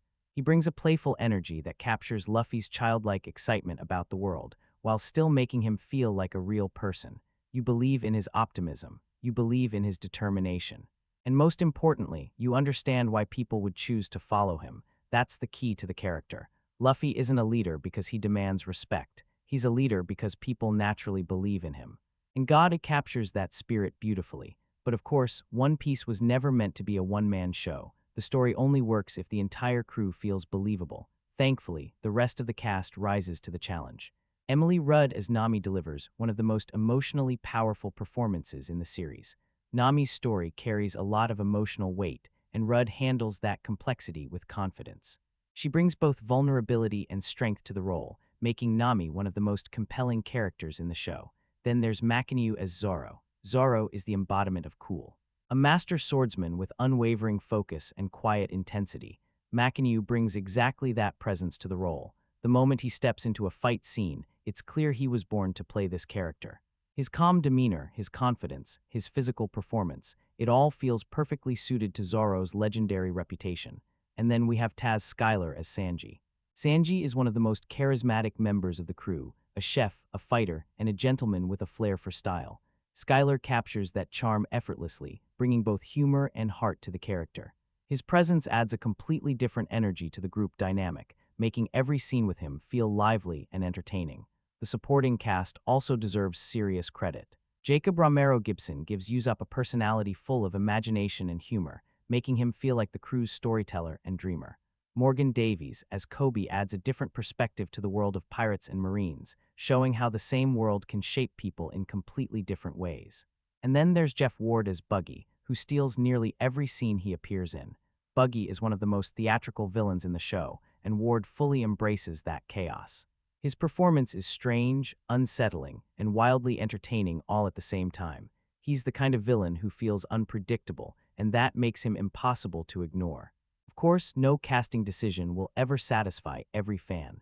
Some viewers feel certain characters could have captured even more of the original personality from the anime. Others feel that a few performances take a slightly different interpretation than what longtime fans expected. But that's the reality of adaptation. When you translate characters from animation to live action, some changes are inevitable. What matters is whether the spirit of the character survives, and in most cases, it absolutely does. What makes the casting of One Piece so impressive isn't just that the actors look the part, it's that they understand the energy of these characters. They embrace the exaggerated world they live in. They commit to the humor, the emotion, and the adventure without hesitation. And because of that commitment, the characters don't feel like actors playing dress-up.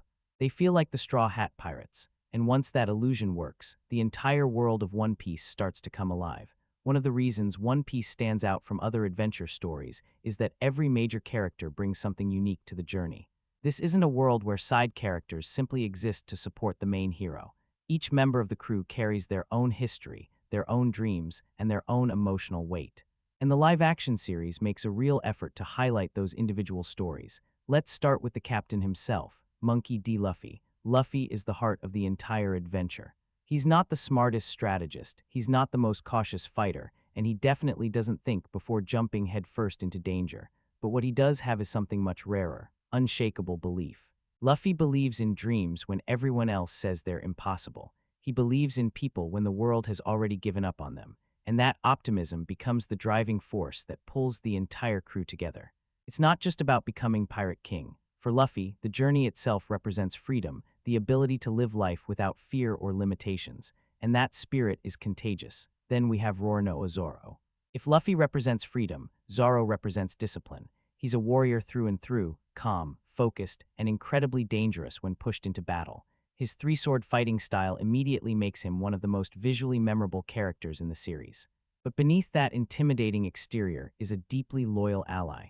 Zoro doesn't follow Luffy because he's ordered to. He follows him because he respects him. That quiet loyalty becomes one of the strongest bonds in the crew. Next comes Nami, one of the most emotionally complex characters in the story.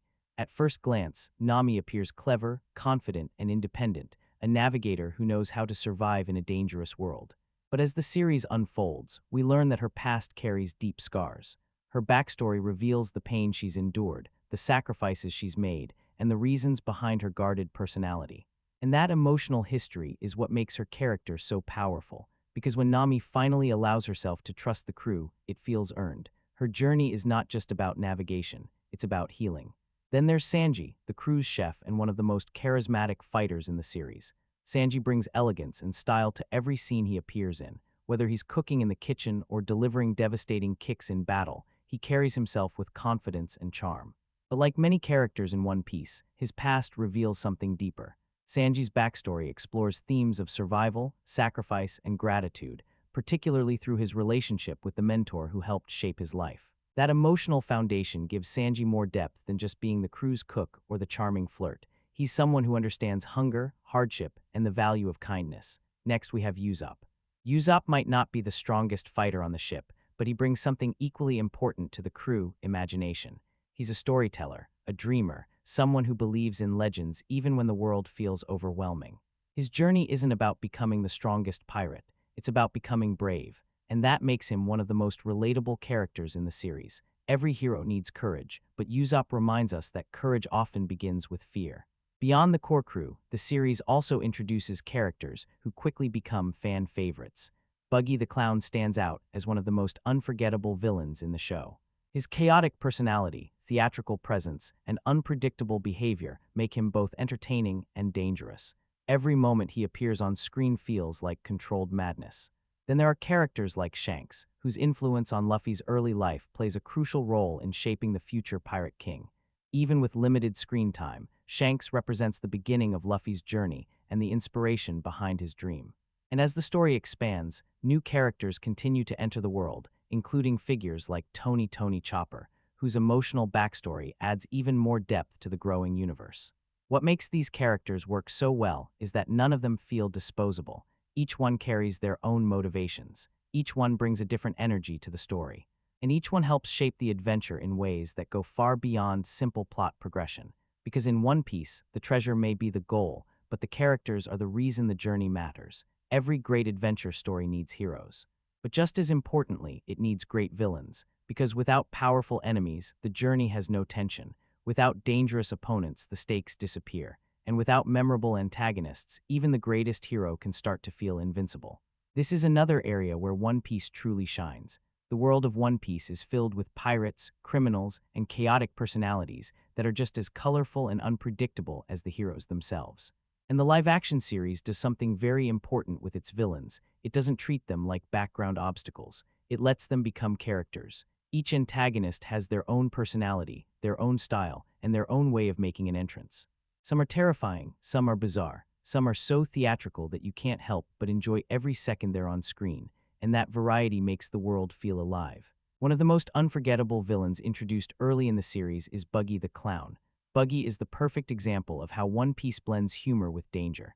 At first glance, he looks ridiculous, a pirate dressed like a circus performer with wild makeup and an exaggerated personality.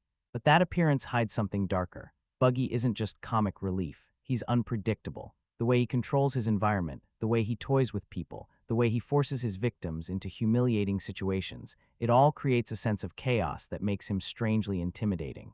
And the live-action portrayal leans fully into that madness. Instead of trying to tone Buggy down, the show embraces his theatrical personality. The result is a villain who feels both entertaining and unsettling at the same time. You never quite know what he's going to do next, and that unpredictability makes every scene with him more intense. But Buggy isn't the only antagonist shaping the story. Throughout the series, the Straw Hat Crew encounters enemies who reflect the darker sides of the pirate world. Some are ruthless leaders who exploit others for power. Some are violent pirates who enjoy chaos. Others represent corrupt systems within the world itself. Each villain challenges the crew in a different way. Some test their strength, some test their loyalty, and some force the characters to confront the painful realities of the world they're sailing through. What makes these antagonists effective is that they aren't just physical threats. They create emotional conflict. When the crew faces certain enemies, the battle isn't just about winning a fight. It's about protecting the people they care about, standing up against injustice, or overcoming the fears tied to their past. That's why the villains feel meaningful rather than disposable. They're part of the character's growth. And because the villains are so exaggerated and theatrical, they fit perfectly into the tone of the series. In the world of One Piece, pirates aren't subtle. They're loud, bold, and often completely unhinged. The antagonists reflect that same energy. Some are cruel, some are manipulative, some are downright insane, but they all add something important to the adventure. They remind us that the sea is dangerous, that dreams have enemies, and that becoming the Pirate King isn't just about chasing treasure. It's about overcoming the powerful forces that stand in your way. By creating villains who are both entertaining and threatening, One Piece keeps every encounter unpredictable. Because when the Straw Hat crew sails into new territory, you never know who might be waiting on the other side. A friend, an ally, or the next enemy ready to test them. And that constant sense of danger is what keeps the adventure exciting, because every great journey needs obstacles. And in One Piece, the villains make sure the journey is never easy. Adventure stories live and die by one thing: excitement. You can have a fascinating world, lovable characters, and a great story, but if the action doesn't deliver, the adventure starts to lose its pulse. And in a series about pirates, bounty hunters, swordsmen, and supernatural powers, action isn't just decoration. It's essential. Thankfully, the live-action One Piece understands this perfectly. From the very beginning, the show makes it clear that this world is full of danger. Every port, every island, and every ship carries the possibility of a fight. Pirates clash with pirates, Marines chase criminals, and somewhere in the middle of it all, the Straw Hat crew has to survive. But what makes the action in One Piece interesting isn't just the fights themselves. It's how those fights reflect the characters. Every member of the crew has their own unique style. Take Zoro, for example. Zoro's combat is disciplined and powerful. His three-sword fighting technique instantly makes him one of the most visually striking fighters in the series. Every movement feels deliberate, every strike precise. When Zoro steps into battle, it feels like watching a trained warrior unleash years of skill and determination. Then there's Sanji, whose fighting style is completely different. Sanji's combat is smooth, elegant, and almost theatrical. Instead of swords or weapons, he uses powerful kicks and martial arts techniques that feel both stylish and devastating. His movements are fluid, graceful, and perfectly suited to his personality. And then there's Luffy. Luffy's fighting style is chaos, because Luffy doesn't fight like a traditional hero. His powers allow his body to stretch and move in ways that completely break the rules of normal combat. That unpredictability turns every fight into something unique. One moment he's dodging attacks like a cartoon character. The next moment he's launching himself across the battlefield like a living slingshot. And somehow, it works. What's impressive about the show is how it embraces these exaggerated abilities instead of trying to tone them down. The action scenes understand that this world is supposed to feel larger than life. The fights aren't meant to be hyper-realistic. They're meant to be fun, and that energy carries through the entire series. Instead of trying to reinvent the story, the series focused on preserving what made One Piece special in the first place: its spirit of adventure, its colorful characters, and its belief in impossible dreams. The result is a show that feels both familiar and fresh. For longtime fans, it captures the heart of the original story, the humor, the emotion, and the sense of wonder that has made the franchise beloved for decades. For newcomers, it offers a gateway into a massive world filled with pirates, mysteries, and unforgettable characters. That's not an easy balance to achieve. Many adaptations lean too heavily in one direction, either catering only to existing fans or simplifying the story so much that the original identity disappears. One Piece manages to walk that line. It respects the source material while still welcoming new viewers into the adventure. Of course, the show isn't perfect. Some viewers feel the pacing could be improved. Some wish certain story arcs had more time to breathe. Others think the visual presentation or costumes could be refined. And as the world of One Piece expands in future seasons, the challenges will only grow larger. The story becomes more complex, the powers become more outrageous, and the scale of the world becomes even harder to translate into live action. But what matters most is that the foundation works. The characters work, the world works. and the adventure feels real. That's a huge accomplishment for a series that many believed would be impossible to adapt, because what One Piece proves is that live-action anime adaptations don't have to fail. With the right creators, the right cast, and a genuine understanding of the source material, these stories can survive the transition to live action. They can even thrive. And if future seasons continue building on what this first chapter accomplished, the live-action One Piece could become something truly special. Not just another adaptation, but a landmark moment for the genre itself, a reminder that sometimes the impossible dream is worth chasing, just like Luffy and his crew sailing across the open sea, chasing the greatest treasure in the world. The journey has only just begun.